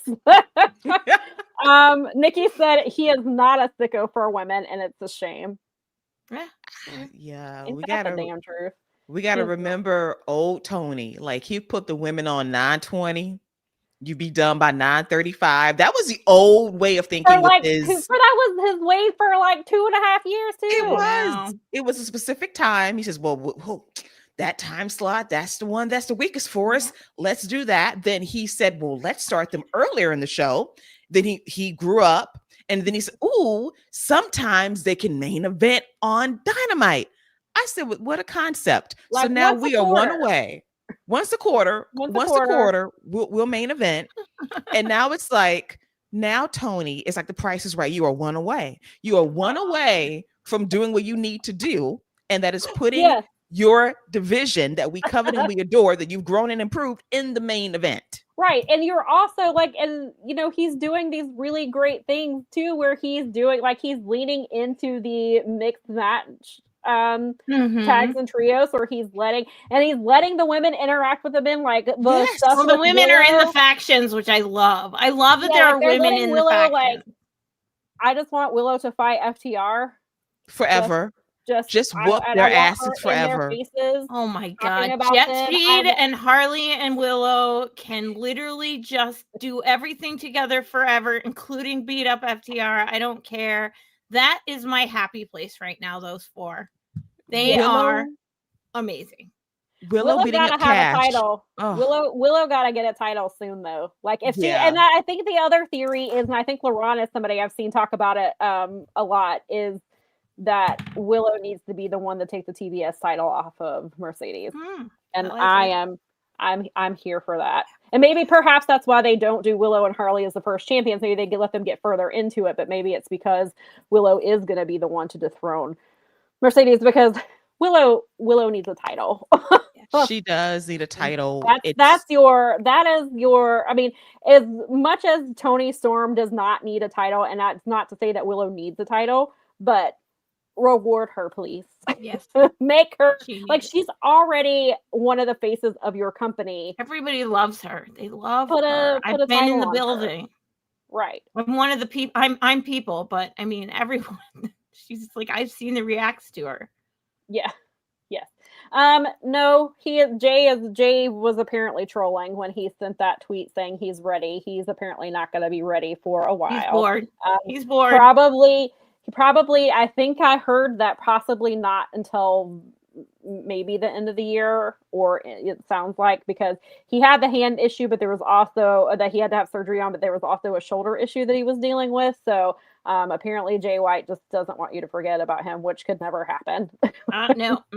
And also, I mean, I get it, because when you're when you're stuck in your house all the time and you can't get out and you can't do things like you want to, it can get really, you go a little crazy. So I do like the fact that when they added Ace Austin to Bang Bang Gang, he was like, Juice was like, I talked to Jay, and Jay wanted him, which is great. And then I had forgotten until, like, it makes sense when last night Ace did the 2 Sweet, and I was like, Oh yeah, I guess he and Chris Bay are technically still Bullet Club. Like they never left. Like they weren't kicked out or anything, so they are still Bullet Club, which makes sense because Jay and Juice are Bullet Club Gold, and so bringing Ace also makes sense with that. I appreciated Ace wearing gold in his gear last night because of Bang Bang, because the Bang Bang Gang wears gold. It was Bullet Club Gold. Like I appreciated that. And I need I need the bounty hunter all the time. Brian Keith was cracking me up. He's talking trash all match long, told a fan to get off their phone. He was just he said he didn't need Big Bill to win, and like told a fan that like that's what I need. I need bounty hunter Brian Keith. Please get him away from Big Bill. And there's no reason that he should not be having the matches like he had last night with Ace Austin. He was great. Let's see here. Some of these comments. I don't think from what I'm hearing, Jay is not cleared. I would love to, maybe those reports are wrong. I would love Jay White to come back, but from what I have heard, because somebody asked again a couple of days ago and the response was the same. So I will be cautiously optimistic, but I don't think Jay's coming back, but I hope he is. I would love to see. It'd be great. Absolutely. Fernando says he respectfully disagrees. He thinks that Willow should be the one to take the Women's World Championship from Stat because they have a long-term story. That is also a fair point. That would make a lot of sense. Michael says, does TK book the shows during the football season, or is it the road agents? Because there's always a fall off. No, it's him. He has made it very clear on multiple media calls that everything goes through him. He is the final decision no matter what. And you can tell when Toni is in charge versus when he lets other people be in charge. Because there's a big difference. So Toni is the final say with everything that happens. So, and then that's what he says. So he's like, if good things happen, yes, you can credit me for them, but when bad things happen, you can also blame me for them because I'm the one who the final thing comes through me. And he said that he made the decision at the end of, I believe he says, I should know because he's only repeated this like 14 times. I believe he said at the end of 2023, he decided that he was going to start going back to like the early days where everything came through him and not to listen to every person's creative because some ideas are just not good. And he he just needs to, he said he's willing to work with people and willing to do certain things, but he's like, but I've got to know when to say no. And I think from the way the booking's been, I think you can see that, and for the most part, the way the Death Riders were when he had the title, I was not one of the people. There were things that I didn't agree with, but I enjoy. Like I never hated the Death Rider storyline like some people did, but I do think it has vastly improved since Hangman took the title, and I think that's where they were getting at. It just took a lot to get there. And before we get into our Halloween story, which we always do, and I know that Keela has some stuff she's got to do. Unfortunately, we do have to talk about some BS that came out yesterday. Because we can't not talk about it, considering all of the topics we talk about on this show. And I don't want to end it on a bad note. This is why I kind of sandwiched it in where I did. Maybe I should have just kicked off the show with it. But yesterday, it came out that Billy Corgan, lead singer of Smashing Pumpkins, owner of NWA.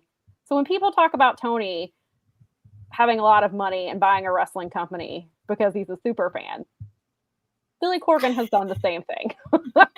Totally right. Billy Corgan is also a super fan who has a ton of money. I mean, I know he has partners and things like that, but he bought the NWA a few years ago. The NWA has long been on a struggle bus. I have not kept up with it in a very long time. Even though I had some people over there. Originally, when I was tuning in, it was because they were booking a tournament and had Darius Lockhart in it. So that's why I was watching. And Caleb Conley was there for a little bit too. But yeah, so he, often I forget that NWA is a thing, which is probably part of the reason he did what he did. He has hired Vince Russo to be his head booker or storyline writer, whatever title he's given him. And allegedly, the story that has come out is that Vince Russo is doing a storyline where a woman uses speaking out to keep her power within her position in the NWA. Or Me Too. But same thing. I mean, speaking out is the wrestling version of Me Too. So Me Too. That's so, yeah. I mean, I know. No, I understand. So that is a thing that is happening in 2025 is that we're hiring Vince Russo. That's a thing. And then also I did not bother reading the comments, but somebody told me that Mike Elgin was in the comments. Oh my God, what? Yeah. That's grosser. It just gets grosser every time I was like, I am not reading a thing that man has to say. Because it's not going to be anything good. Would I be surprised if NWA brings in Mike Elgin at this point? No, I would not. Why don't they just call them Trashing Pumpkins at this time? I've never been a fan of the Trashing Pumpkins, so. Well, I don't even want to I mean, if his band, I don't know if his band members are as douchey as he is, so I don't want to lump them all together. I mean, maybe they are. I wasn't a huge fan, obviously, but I mean, if you like the Smashing Pumpkins, good on you. It's just, what the hell all? Yeah, so I want to say I'm surprised, but I'm not, because A, it's Vince Russo, and B, it's the wrestling business we're 5 years removed from speaking out. We have talent involved in speaking out, still trying to get on TV, Marty Scurll and Matt Riddle. And then you have Darby Allin, who was also named and who's featured prominently on TV, and people like to pretend it didn't happen because he's an AEW, so they try to be like, or maybe, I mean, there are some people who legitimately were unaware, but those allegations were out there. But as somebody who covered it, I know for sure I saw the allegations a couple of times from at least, I seem to remember 3 women. Nikki says she thought it was 2. A couple other people said they thought it was 2. Still is too many. Yeah. But yeah, it's unfortunate that people in wrestling still think that this is an okay storyline. Again, not surprising, because they don't want to clean up the business. They don't care. They tried to sweep it under the rug. They pretended during the pandemic because there was nothing going on and they didn't really have to hold themselves accountable because they weren't running shows. And they, of course, made all these promises about how they were going to clean up the business and how, women could do this and they're going to put all these protections in place. And some companies did. I don't want to take that away, because there were some companies who legitimately did try to make things better. They got rid of people, have not brought them back. But then there's a lot of independent wrestling companies out there. And so some of them just don't give a shit. Or they think, ooh, controversy creates cash, so I'm going to book Matt Riddle on my cards. I'm gonna, book these people. But a lot of that stuff has largely seemed to backfire on those promoters, because I've seen it seems like Velveteen Dream. How did that work out? It just seems like I've seen people booking those people, and within a few days, because of the outcry, because I mean, there actually is advertisers and sponsors and so forth associated with that. It's like, oh, I'm sorry. NWA is back completely on YouTube now, I think. Because the last time I knew anything about them, they were on YouTube. I don't know if that's still what they were doing. They were on the CW app, but then NXT moved to CW, and so I don't know if they're still on. I don't know that they're on the app anymore. I think they're YouTube only now. And I guess they don't have it. I guess they're not worried about losing YouTube.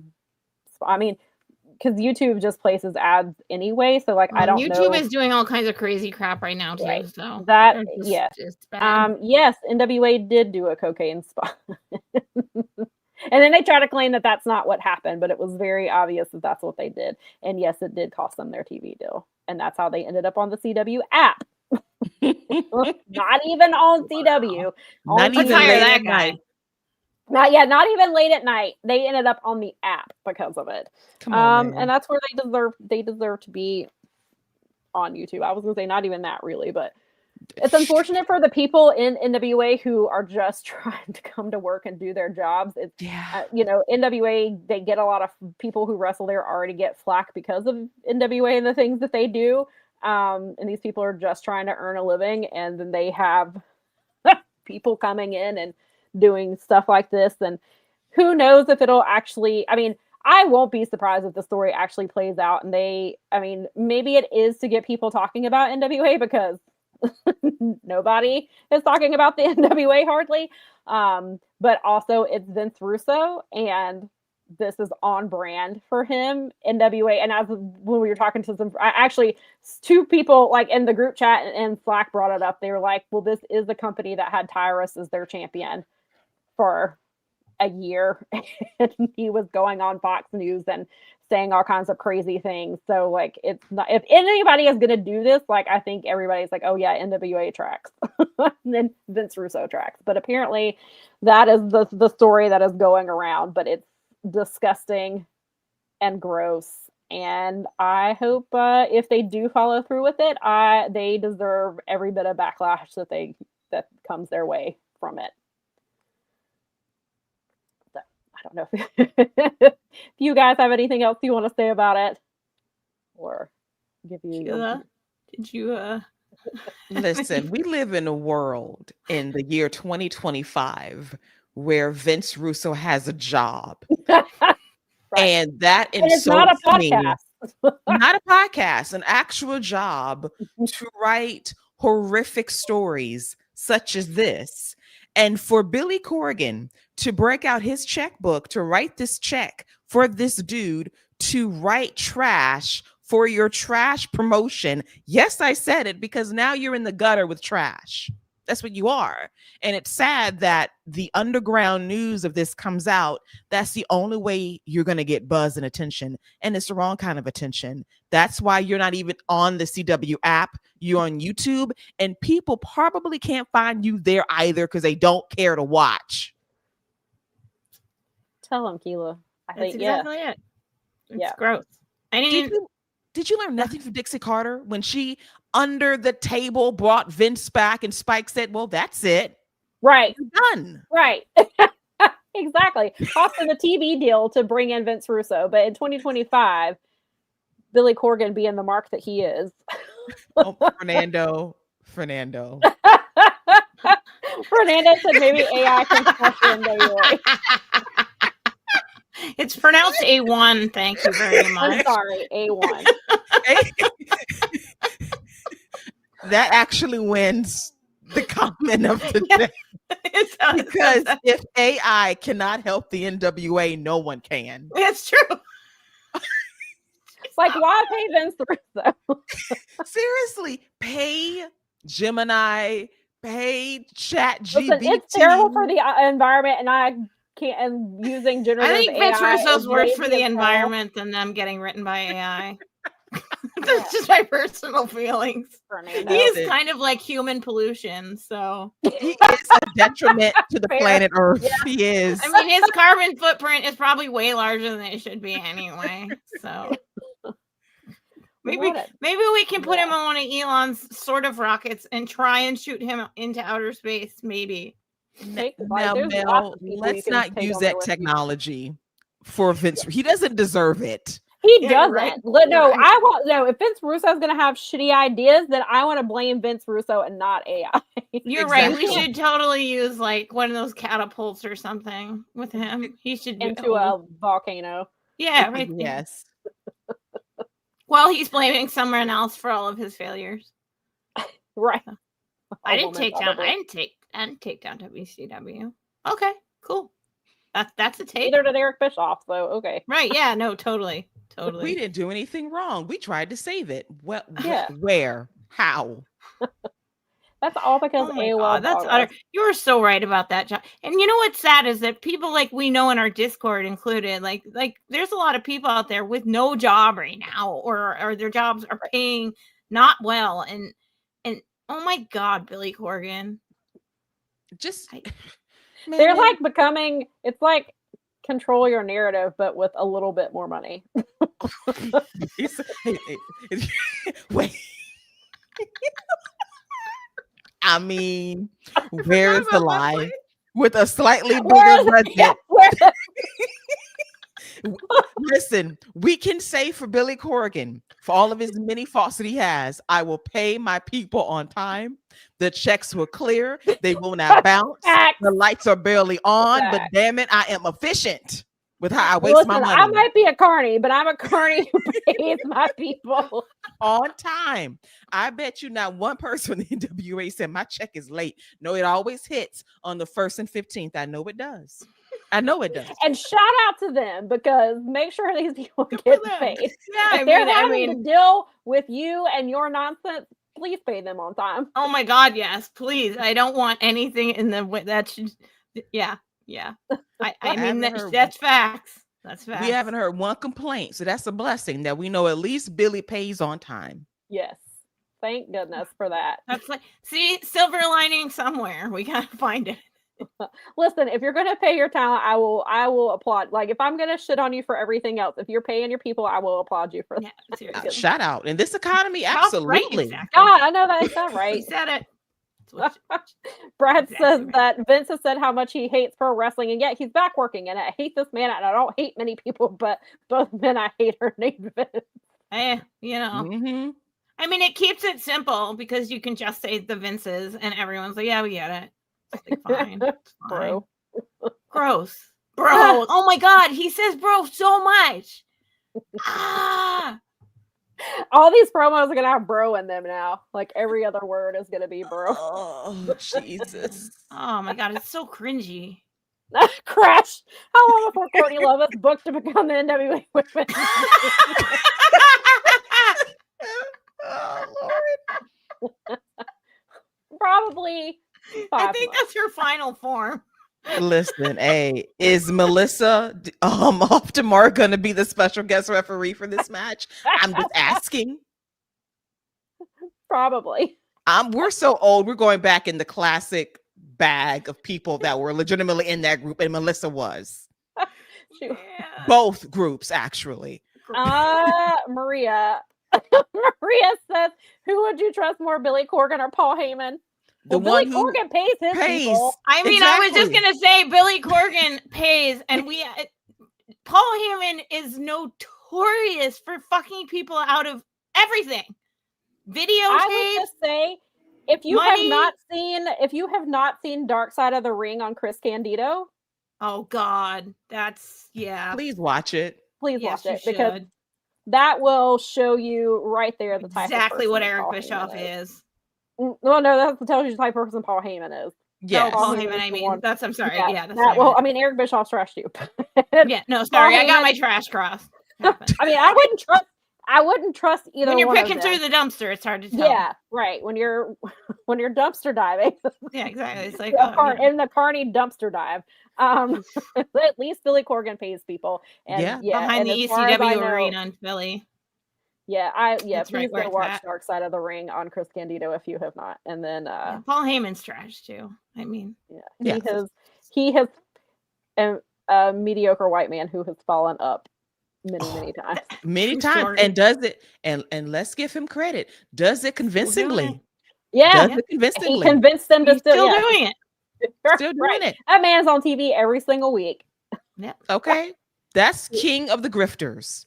Oh my God. King of the grifters. Seriously. That's it. I mean, that is the one thing that he will go down in history as. He is like the carniest of carnies. Yeah, like if you look up carny in the dictionary, Paul Heyman is going to be one of the first pictures there. With pictures of 9 lives of a cat right there. Right. Seriously. I don't know. I think there's like some negative force that these weirdos like tap into, and it's like makes them like live for like and be able to sail on that like forever. And it's just, I don't know. We need some cosmic intervention on that somehow. I don't know. Please. So, and on that note, we will not be watching that. No. Needless to say. I think Mike Gilbert said that he had to now just to kind of see what's going to happen. So Mike and maybe tune into the Mike and JD show, because I don't know when the storyline is supposed to air, because apparently like they film all weird and they air things out of order. Like they apparently recently they aired a match with somebody who hasn't, the person was a champion but hasn't been champion in like 2 months or something like that. Like they air, like they are on the struggle bus over there. So who knows? This storyline might air in 2027 when Blood Mania is happening. I mean, oh my God, I didn't even think of that. That's so messed up. Who knows when this will air, but I'm sure when it does, Mike Gilbert will have plenty to say about Well, that's going to be the only redeeming thing, is that Mike Gilbert is going to be cutting promos on it. That'll be the only thing worth listening to. The only blessing, and Sam will appreciate this. So basically what she's saying is, and if you love soap operas, you're going to love this joke, is the fact that the NWA is basically on a Days of Our Lives taping schedule. Yes. They are legitimately a year in advance. They've taped Christmas 2027. You think I'm lying? I'm telling you the truth. Yeah, no, they film way, way in advance. Which is why during like the pandemic, they didn't have to they were good. There's no gap. No, it did not affect them at all, because they were already filmed up. Like that's legitimately what they've been doing for the last several years. Like they're known for filming months in advance. Yeah, they're now legitimately at 11 months, and I was astounded. They have no idea what kind of like social unrest or weirdness is going to go on, and they're doing that. That's amazing. Not. That is bold in this day and age.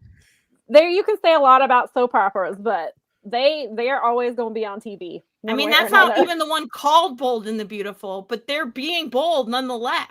Yeah, and they can't undo Days any of Our Lives. What's written is written.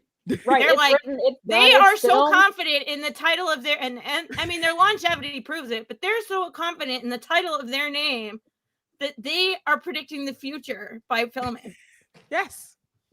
Yeah. They know what the Days of Our Lives are going to be like in 2027, and we don't.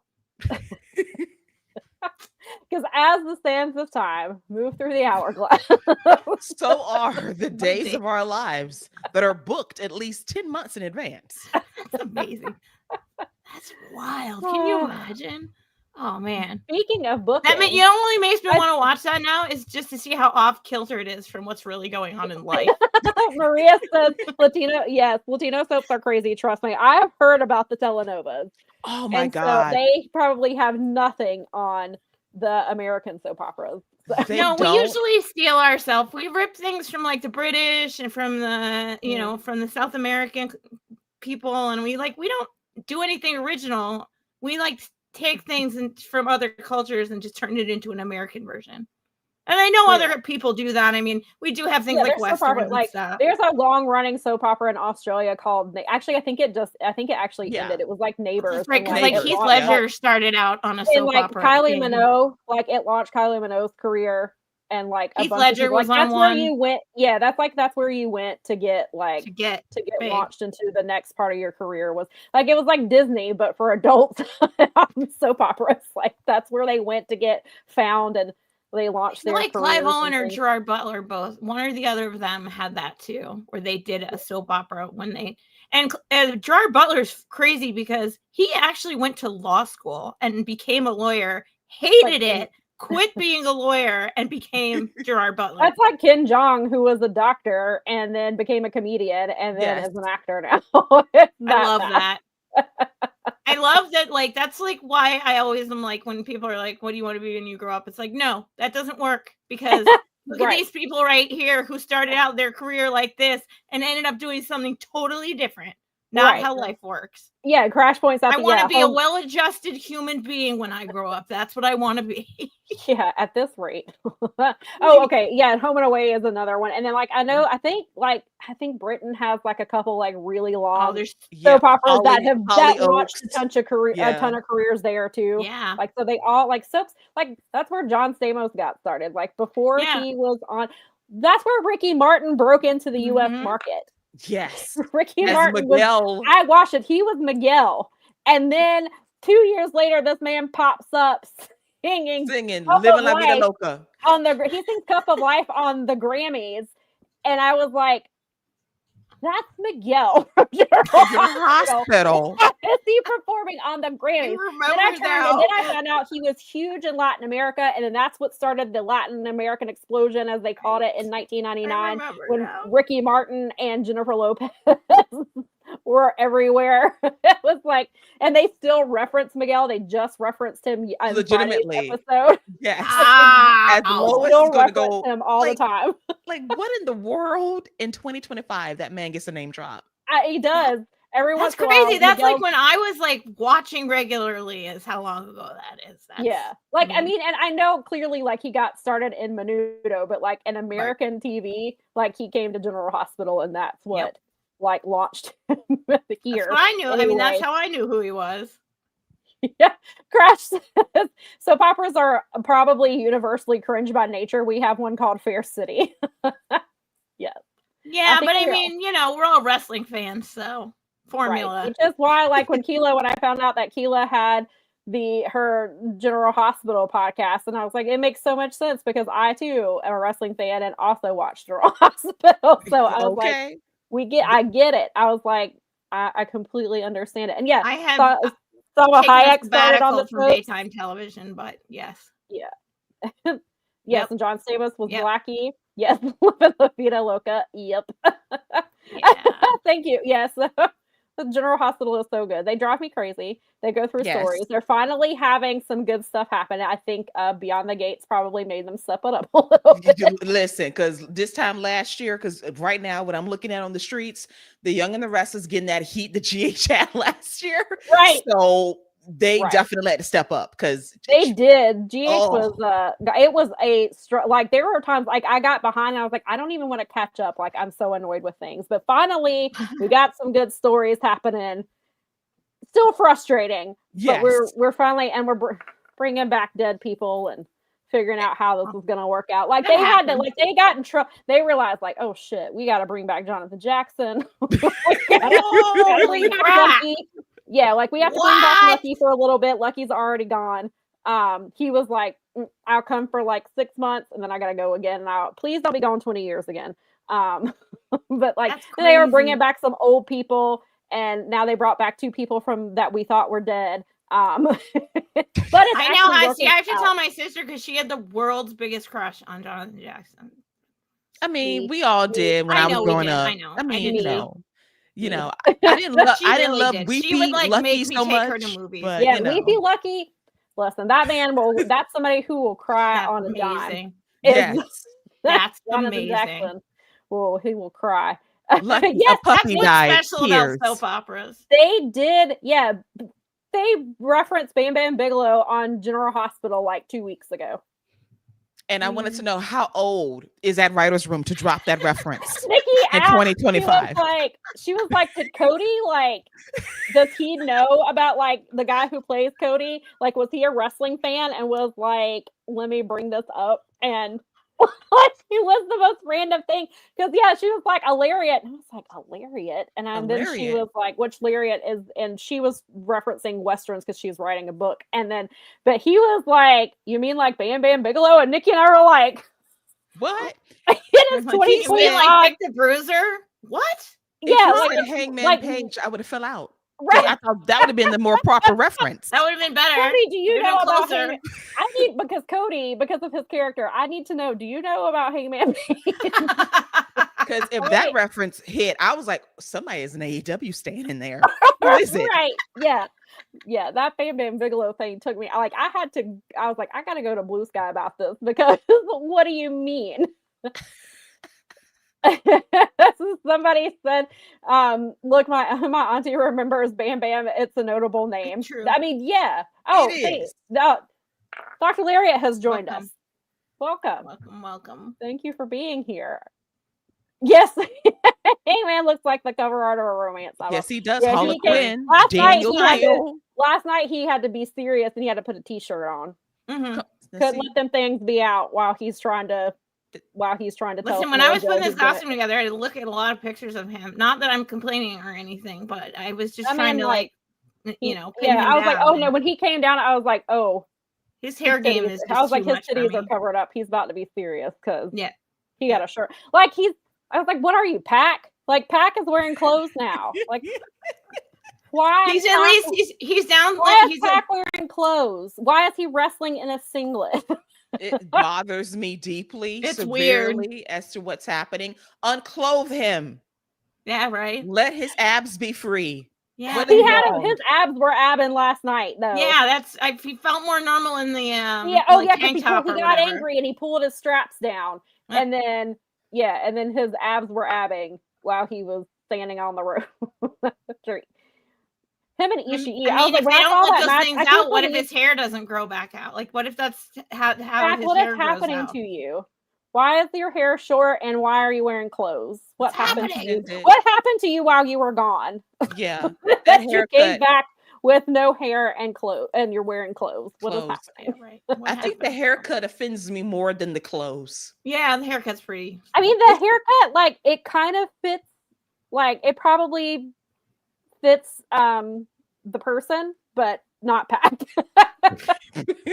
Yeah, Nikki said he got tired of the swimming jokes. Yeah, because people used to always joke that it looked like, because his hair was always wet, it looked like he swam from England to the U.S. to wrestle because his hair was always wet. Well, listen, that's fine. That's dedication, exactly. And I would have believed it. I would have believed it. This bowl cut he got right now, no. Mm-mm. No, when he first came back and it was just the back of his head and a black shirt, I was like, why is Kyle O'Reilly helping the Death Rider? Because I saw the dark hair and thought it was good. And then he turned around and my sister was like, Nikki said, why does he look like Wade Barrett? Whoa. First of all, leave Wade alone. He did not deserve that stray. Did not deserve it. Now, but Wade has let his hair go salt and pepper. Like he's gotten more gray recently. Yes, he's very seasoned, very black and pepper seasoned now. Seasoned. He is a very seasoned English gentleman. Yes, very distinguished. I'd go with it. That gimmick works. The ladies love it no matter where you are. And sometimes the men too. I mean, yeah, listen, everyone loves that accent. The men love Hangman and Roman Reigns. Cool. That's like unanimous in terms of like, when I don't want to mention his name, but the person who used to write for the website, who used to own the website I write for, was apparently drunk the other day talking about how he said John Moxley looked homeless and that women wouldn't like him because he looks homeless, but they all women want Roman Reigns, and everybody's like, are you telling us that you find Roman Reigns hot? Because like everybody does. Like we all see that. Like I'm like, this isn't new information. Like no matter your sexuality, Roman Reigns is a person that a lot of people find really attractive. Very, very, very attractive. And then first of all, the slander on John Moxley. Now listen, I know that Renee can whip my ass, but I would still ask her if she can fight. Right. Yeah. That's what I told Nikki. I was like, John Moxley is hot. What are you talking about? He looks homeless.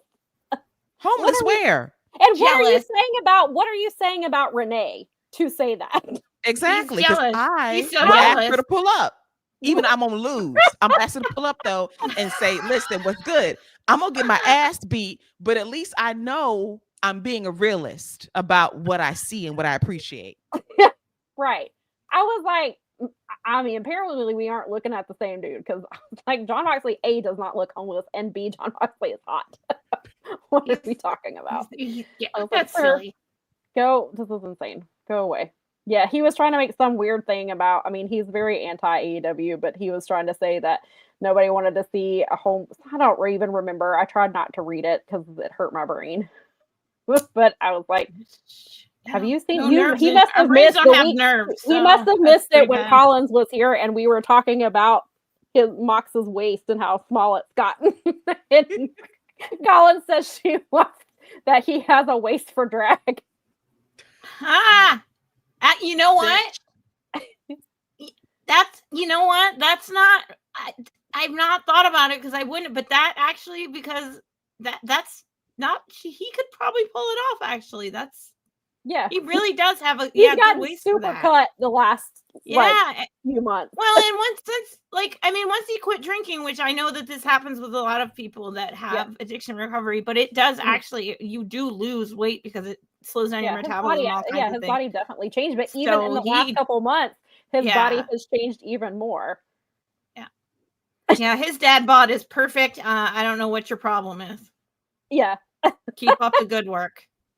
Crash said back, you must saying Ishii must be high on the wacky backy and his I don't know how to pronounce that. I don't want to say that wrong. Is it Geordie accent? Hopefully I did not say it wrong. Was certainly a moment. Yes. Pac's promos lately, the best thing about them is watching Daniel Garcia trying not to break. Yes. Because they last night they did it where they faded them out so that you couldn't really see Garcia and Yuta's faces, because the week before they were standing behind him and Garcia had to keep doing this because he was laughing at what Pac was saying. So this week they're like, we're going to put Pac in the focus and make you guys unfocused so you can't tell when Daniel Garcia is laughing at Pac. Right. Jordy. Yep. Okay. Thank you. I was like, I think it's Jordy. I didn't want to be okay. I thought so. Thank you. It's one of those GIF moments. What can we say? Right. Nikki and I were talking about this when that tweet came up, was Roman is not an average looking person. Like, it's not an accurate comparison. Right. That's like saying Jason Momoa. Like, he is a universally attractive person for many people. That to me is just, again, that's more people who are like, look over here at me because I have a problem with my self-esteem, or right. I mean, or clearly I'm projecting that I find Jon Moxley attractive and I just don't want you to know it. He looks homeless. Of all things, because why would you even care what he looked like at all? Like, why are you looking? Mm-hmm. I don't respectfully. I'll say. Maybe. Right. Oh, I just glanced over, but he looks homeless. Bullshit. You're full of crap. Right, exactly. Like Nikki said, people can be attractive in different ways too. They can carry themselves and make them more attractive, i.e. Mox. Like, I think Mox is like an attractive dude, but like his aura, that badass aura, way more attractive than us ladies can't. I mean, we can't deny it. He was Dean Ambrose. Like, I thought he was attractive. Yeah, But then he became Jon Moxley, and he also got weirded that he was struggling with the thinning hair, and so he's like, you know what? Gonna get rid of it. Smart man. For him. It worked for him, but his aura definitely adds to his attractiveness. Like, absolutely. And he's funny. That bad boy.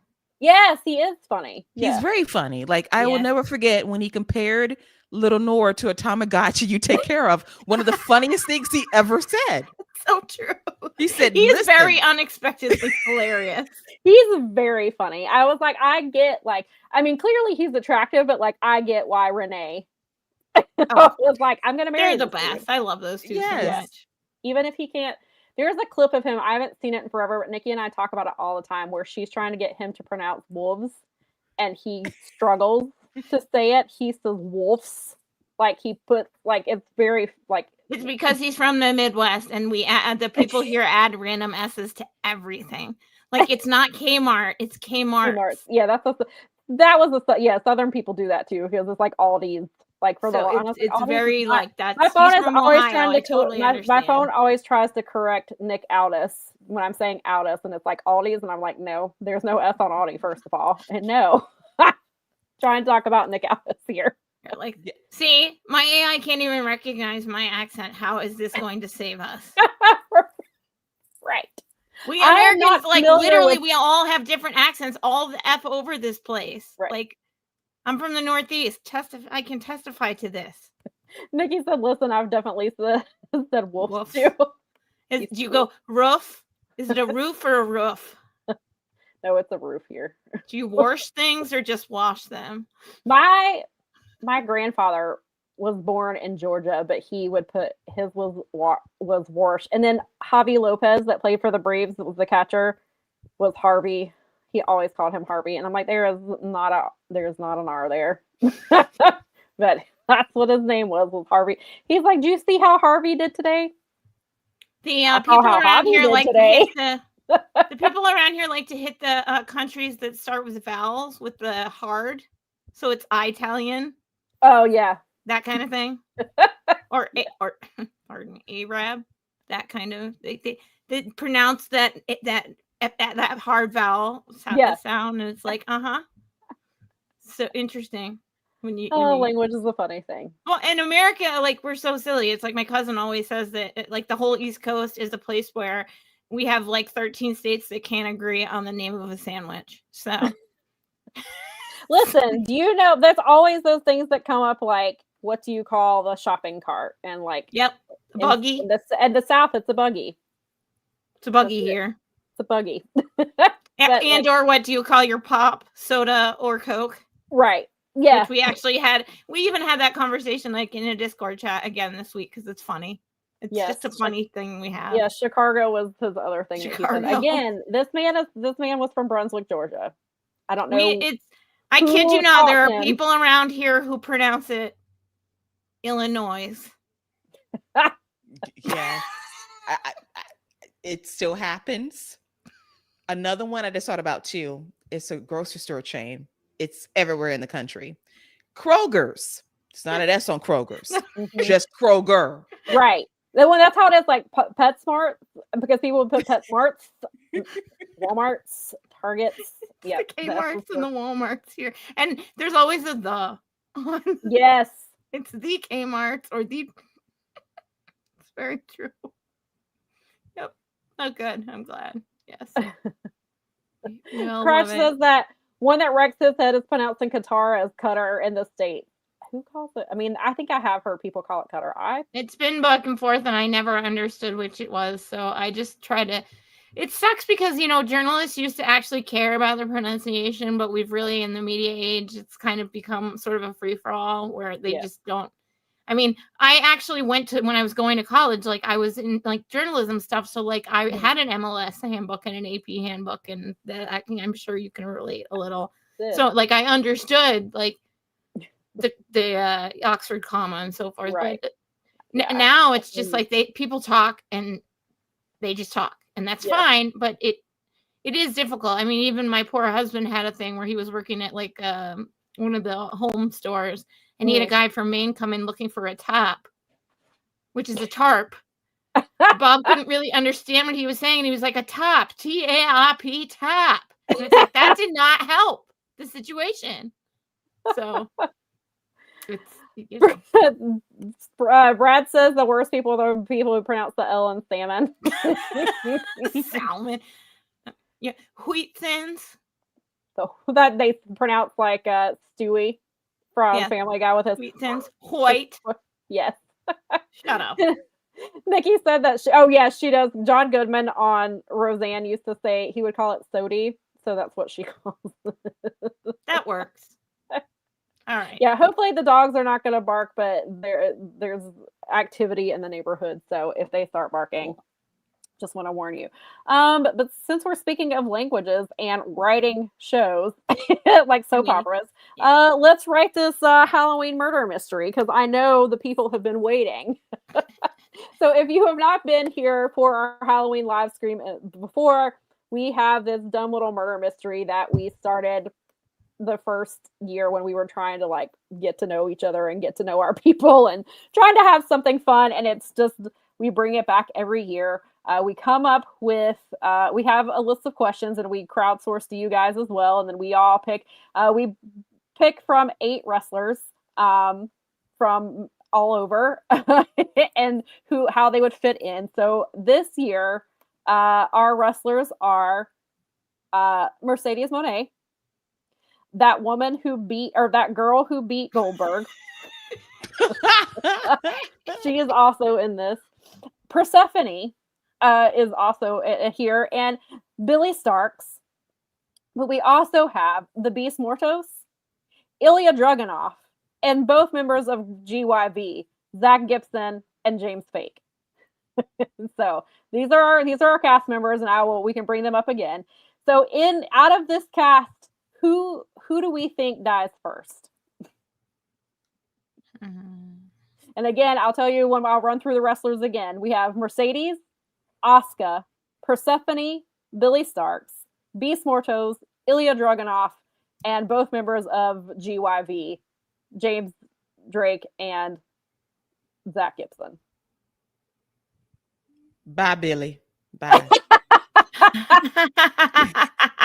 She had a good life, but you ain't making it past this first round, sis. Nah, you know what? You're probably right. Kill you. even if Mercedes is not our killer, she's gonna kill Billy. Absolutely. She would definitely push her out of the way if she was trying to get away from the killer, which would ultimately kill her. So, you know Brad what, Keela, you're not GYV. wrong. When you look at this, Billy is sort of the weak link here. Brad, do you want to explain why you think GYV dies first? He's got GYV going out first. Yeah, I would like to hear your theory on why they die first. And I guess I would go. Let me look at this again. I'm the one who came up with these names, and that's did okay. Not You're think allowed. You're allowed. I didn't know, and I didn't think. I was like, I don't know. I tried to put in because I was gonna do, and I was like, wait, no, I had to go check our notes. We did Harley Cameron last year, so I did not. We try not to repeat wrestlers. So that's because Orange Cassidy, I think, was like in our first one, and I think we had Orange Cassidy as our mastermind. I believe. I mean, stands to reason. Doesn't he have to into a great one? Nikki made the point when I was trying to come up with the names. Nikki was like, "Do you have Beast Mortos?" And I was like, I had actually considered him, but I couldn't remember if we used him last year. She said Mercedes would turn on Beast Mortos in a minute. She's like, if Mercedes is gonna save herself, she would sacrifice. Okay. All right, Brad, fair enough. GYV doesn't hear the threats and catering and are surprised there's a killer. Wow. I will just say the reason I put GYV in this is because they just were in a banger cage match at DPW last week. It was for the tag team titles. It was GYV, Violence is Forever, and why am I forgetting? Why did I forget the champion's name? Why did it just leave my brain? But Workhorsemen were also supposed to be in it, and then one of them is not cleared. So that's why GYV is on the brain. And I figured that they would probably try to recruit Isla Dawn, who they've been working with in ROH. I figured they try to recruit her to help keep themselves alive. But I mean, that's a fair point, Brad. That is I mean, it's an unfortunate fact, but it is fair. All right. Who do people think is the murderer but is actually innocent? And again, your choices are Mercedes, Asuka, Persephone, Billy, Beast Mortos, Ilya Dragunov, and GYV. I think it's going to be Beast Mortos because he's such a tough guy and everybody thinks that the tough guy is the bad guy all the time. Because he's like the biggest dude here, basically. Right. I mean, I don't know.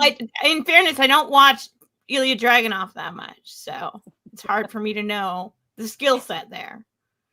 Oh, he just came back. Cool. He's been injured, and he on his first night back, he beat Sami Zayn to become the U.S. champion. Oh, nice. Okay, so yeah, and then he just defeated Aleister Black. He's the murderer then. Listen, Mel, you are on the track here because in a former life, before he became this assassin, he was a vampire on NXT UK. Facts. He was. This is true. I'd actually forgotten about that. Yes, he was. He was a vampire. He was. That's right. I had forgotten all about. How did I forget that? That was the. That's why we love having Keela here. Yes, exactly. Yeah. Crashes thinks that Mercedes is people think she's the mastermind, but or the murderer, but she's actually innocent. I think that. I mean, that's like real life parodying the horror movie, right? True. Yeah, Beast Mortos is a really good answer, but I think I'd go with Ilya. I think people would think because he just the way he looks that people, and now he has this chest neck tattoo thing going on. I mean, his name is Ilya Dragunov, so automatically it's got that like Eastern Euro, like you must be a bad guy kind of thing going. Right. So I feel like that people think he's the murderer, but he's actually innocent.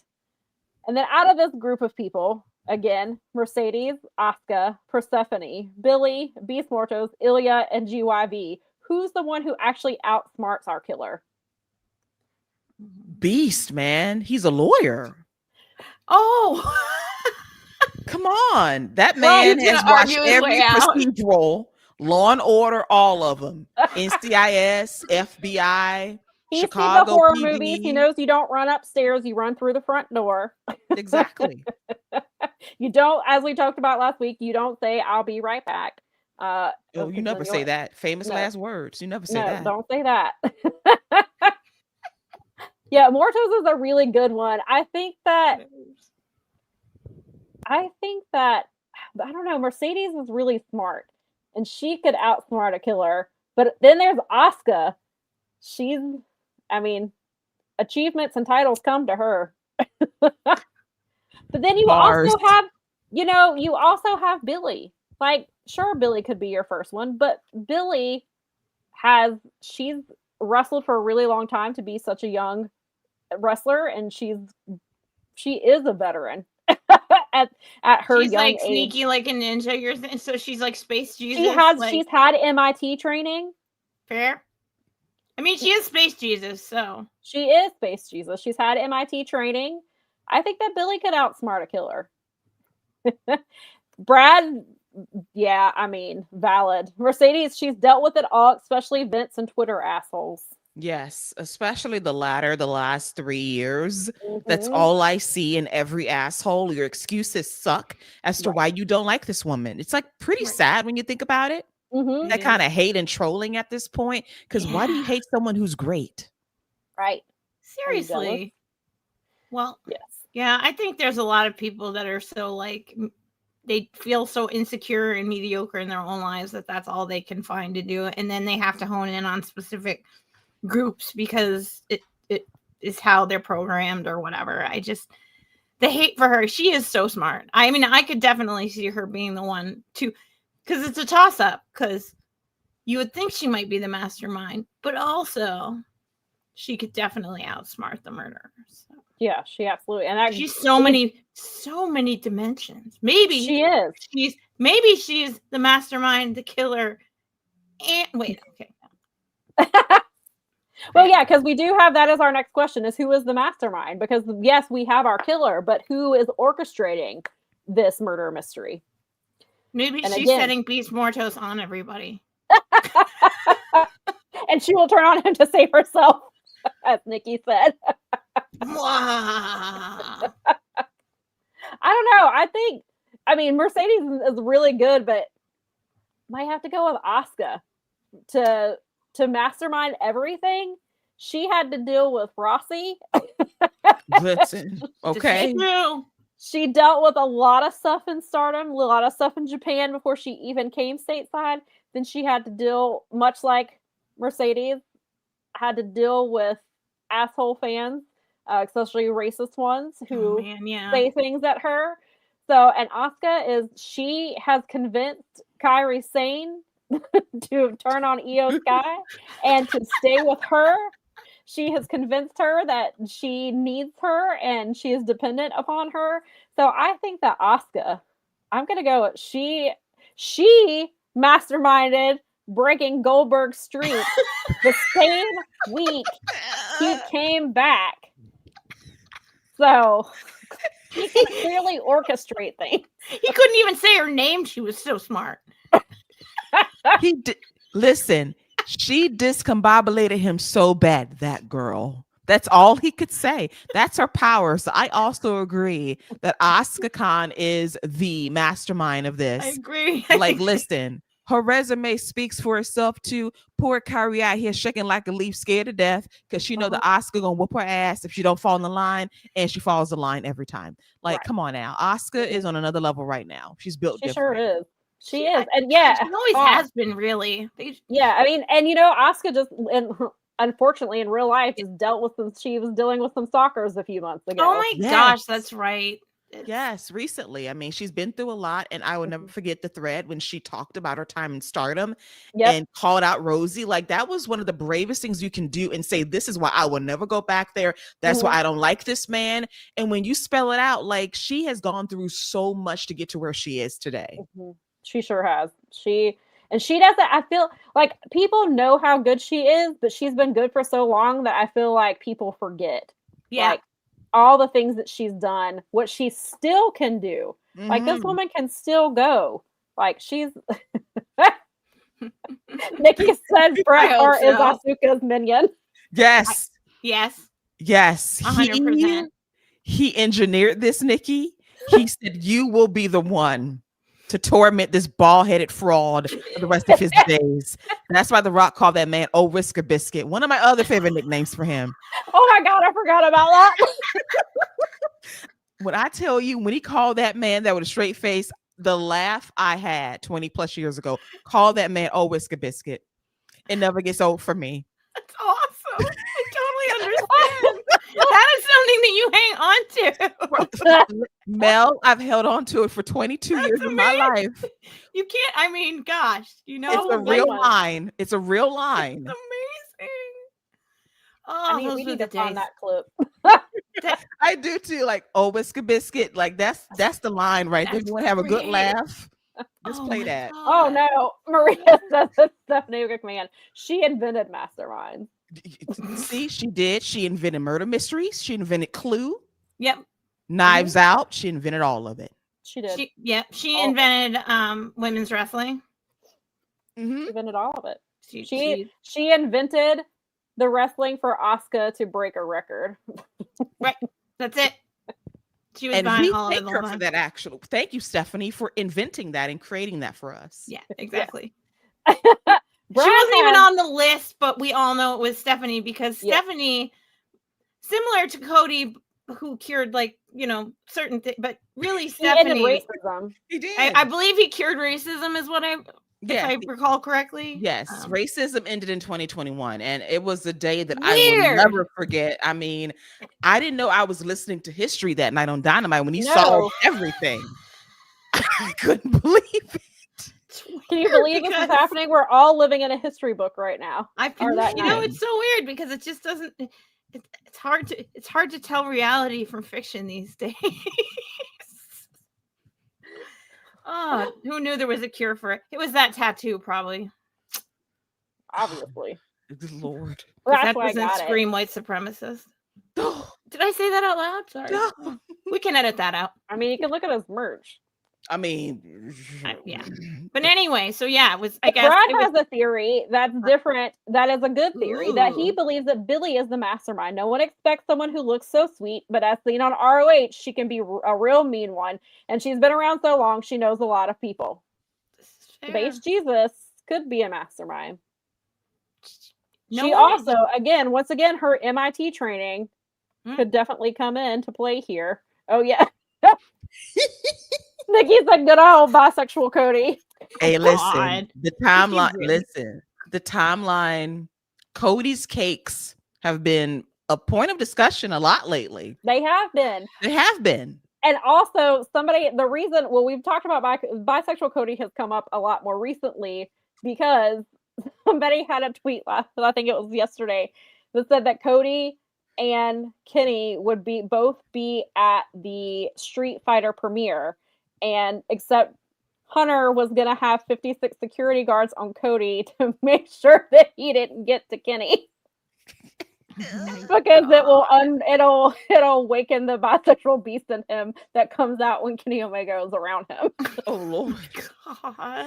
So now we actually if you watch BTE from that time period, you'll see it. Yes. It was inappropriate chemistry. Like, what's going on? Like, so I kind of need it. Bushi might need to be a little worried when Cody is around. Yeah, I kind of need that as a photo op. Getty Images, get that for me next year during this red carpet premiere so we can feed that agenda. Please. I want that so hard. I have like the picture of the red carpet and the whole like flash bulbs, and it's so fucking pretty. It's so good.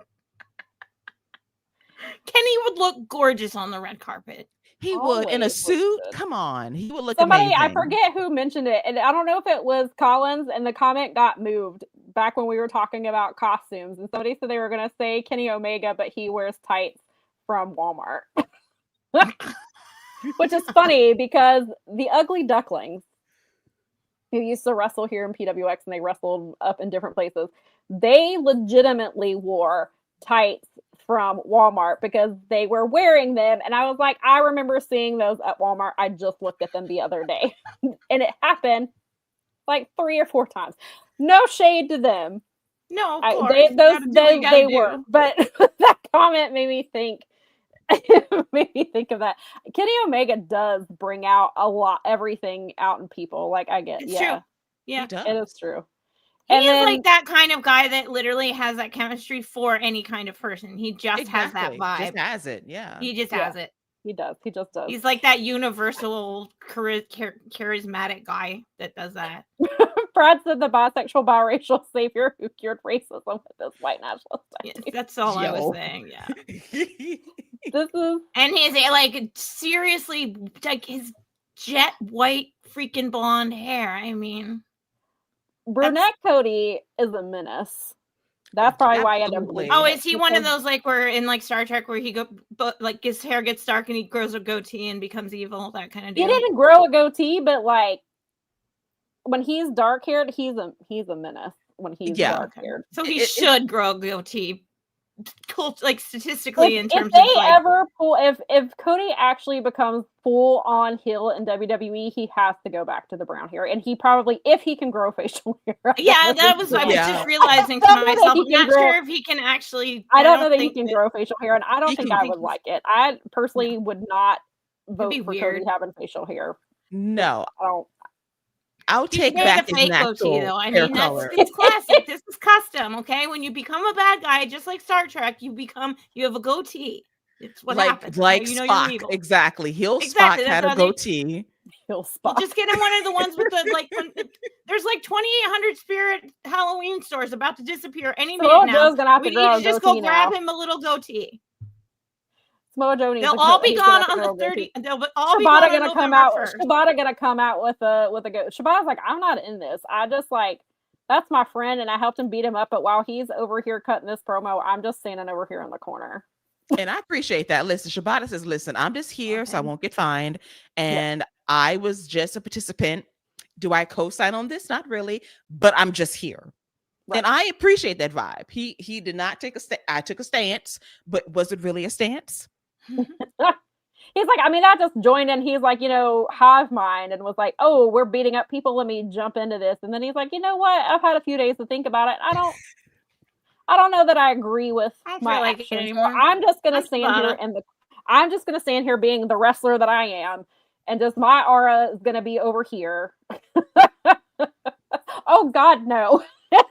Cody gets sprayed on a la Hollywood Hogan. No, God, no. God, no. God, no. No. No. I hated when Cody had that mustache when he was like, I like the Dashing Cody Rhodes character, but I hated that mustache. That caterpillar that just would not grow a full stash. He's like one of those people when he can't. So when you can't grow that like that, you get it. It almost always makes you look like a pedophile or a like villain, an old school villain. Just dye your hair. Those are the two things when you can't really grow a mustache. So he stops dyeing, goes back to his natural color, because we know this man dyes his hair every week. He came out Friday, and I was like, "Good Lord, did he?" I was like, "It was so bright." I was like, "He must have dyed it." How are they going to continue to consider him a member of the Aryan Brotherhood if he doesn't do that? I mean, the tattoo's there. It's right there. Tattoo's right there. You're right. It's always there. Right. Yes, the Ducklings did get their boots from Walmart. Listen, Roddy Strong has famously had shitty little boots for years. Except for, I will say, his shitty little boots he had on Sunday were shiny. So they must have been fairly new. Or he shined them up because his match with Eric was really important. That's expensive. I mean, again, as someone who has to buy a gimmick for her own thing, like that stuff's not cheap, I do miss. So. I also miss PWX very much. Brad said, "Well, we all knew who the killer in the story is. It's Cody." Apparently, I mean, we just booked him in here. He wasn't even on the list, and he somehow came in and murdered everybody. I had even considered him. I actually also had Trevor Lee in here, but I was like, I don't know that people have seen him on the indies and know that he's playing at least in DPW, but I think elsewhere he's playing the chicken shit heel, which Trevor is very good at. But I was like, I don't know if people will know what he's doing now, so will go with Ilya. Yeah. Yeah. Oh God. Nikki said, "Look at Cody's mustache, looking like Kevin Richardson." Wow. Nikki, you're so fun. All right. Okay. I think I was like, on that note, I don't think that we can top that story. That Nor has now should we turned try. that has now turned into the Stephanie McMahon Cody Rhodes murder mystery. It's Stephanie McMahon presents. It was a Halloween McMahon live all stream along. mystery. It was. Sam, look at your sister's comment. Just look at it. The which one? The one about Kevin Richardson? Yes, I did. She popped it up. Yeah. Yo, come on. Listen. Kevin Richardson. Eyebrows. Yeah. I love you, Nikki. Strong. Man, those eyebrows are strong. They are. He has always long had a strong eyebrow game since they've been around. Yeah. Never changed. His eyebrow game has always been super strong. He said, "I don't believe in arching my eyebrows. He's just gonna stay right there." He sure did. Thick forever. He ain't met a trim in his life, and I appreciate that. 30 years strong. 30 years strong. His 30-year eyebrow game. Wow. Never gonna listen. He's never gonna have Eddie Kingston eyebrows. Never gonna have those. Nope. His will always be thick. He will be 70 years old. Still, And he'll be thicker. When he's 70, they'll be like gray and thicker. They'll be wrestling with him. He'll be in like a tag team with his eyebrows. He gonna have those dead ass no eyebrows at like 75. Nikki said he said caterpillar, and that's what I thought of. I mean, that's what when I hear caterpillar eyebrows, I too think of Kevin Richardson. So just even caterpillar, I get why you thought that. Unibrow. All right, Keela Cash, tell the people where they can find you. Seriously. An amazing end to this show, an amazing end. So you can find me 2 places. You can find me on Blue Sky at Lady Wrestling X, and on X, that place formerly known as Twitter, at Lady Wrestling X there as well. I seldom tweet, but I do promote the rap and my podcast covering GH and Beyond the Gates that drops every Monday morning. We do the rap live now on the Fight Game Media Network YouTube channel every Tuesday at around 11-ish. We've been getting some good feedback on that. And we're going to be talking about Halloween Havoc this past Saturday on Peacock alongside myself and Salty Scott Young, and then previewing Saturday night's main event on Peacock, not NBC, because why would I pay you more money after you abandon us for ESPN? You're right. You're off NBC. Good riddance. Yeah. And you can hear more thoughts like that. And you should. Keila does not hold back, and it's beautiful. We love it. We do love it. Absolutely. And we do appreciate you being here. Yes, thank you. Keeping the Halloween tradition alive. And also just being abroad.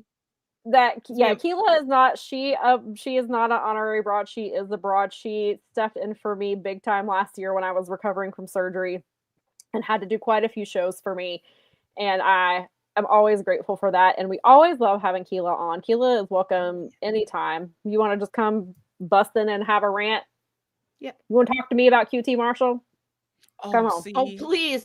I love that. That's my favorite thing. I love to just they have been bringing back the QTV on ROH the last few weeks. And we're going to get them at Full Gear. Because nothing brings me more joy than listening to you two take them down. We will be back. If you are available, come talk to us about on the full gear pre-show, because they will be on QT will be on the pre-show wrestling. It's him and Aaron. I believe him and Aaron Solo are taking on Big Boom AJ and a partner of his choice. Because of that. Because it's been 1 year since Justice and AJ made their debut at Full Gear, and so they're coming back for Full Gear, and so that's what our QTV has been about the last few weeks. Is Trent has been in it. Trent Beretta has been in there too. He was making fun of the child. So, but he's in an arm brace. He keeps talking about how he's in a cast that he got while wrestling, and so I guess he's not in the match, but maybe he'll beat him with a cast and rip it off like Kevin Nash when he rips off the blanket and gets up from the wheelchair. Because of that, because of this setup, I am officially initiating my invitation for the pre-show. Yeah. Because I cannot resist a QT Marshall dragging on this show. I'm putting it on the calendar. It's the 22nd. You're on it. Come back, everybody. If you hopefully you'll come back for the other shows, because next week we have a guest who will be joining us. Yes. But if not, please just mark it in your calendar. Be here for our pre-show on Saturday the 22nd. You can hear me talk about. Actually, no, it'll be the week before. You can hear me talk about Blood and Guts, but that's the week before, so never mind. But you can come here, Keela, and I have our biannual discussion. Marshall, anytime this man gets a pay-per-view spot, Keela and I are not far behind. But between that and wondering why Chris Jericho won a championship for a television deal that still has not happened, these are our two topics that rile us up biannually. Yes. I am happy to just run everything and let them go too, because it is worth every second of audio. It's so worth it. You guys, I love it. Book it. It's in the calendar. It's on the thing. Yes. We're doing it. Thank you, Maria. Happy Halloween to you and to everyone else. Thank you for coming to join us again for our Halloween live stream. We had a ton of fun. And look through, Mel and I have some exciting things coming up soon. And so we will tell you more about those, but come back next week, next Sunday at 1 p.m. Eastern, and we will be here. And don't forget to check out the wrap as well. Yes, thank you, please Keela. And thank you, everybody in the chat.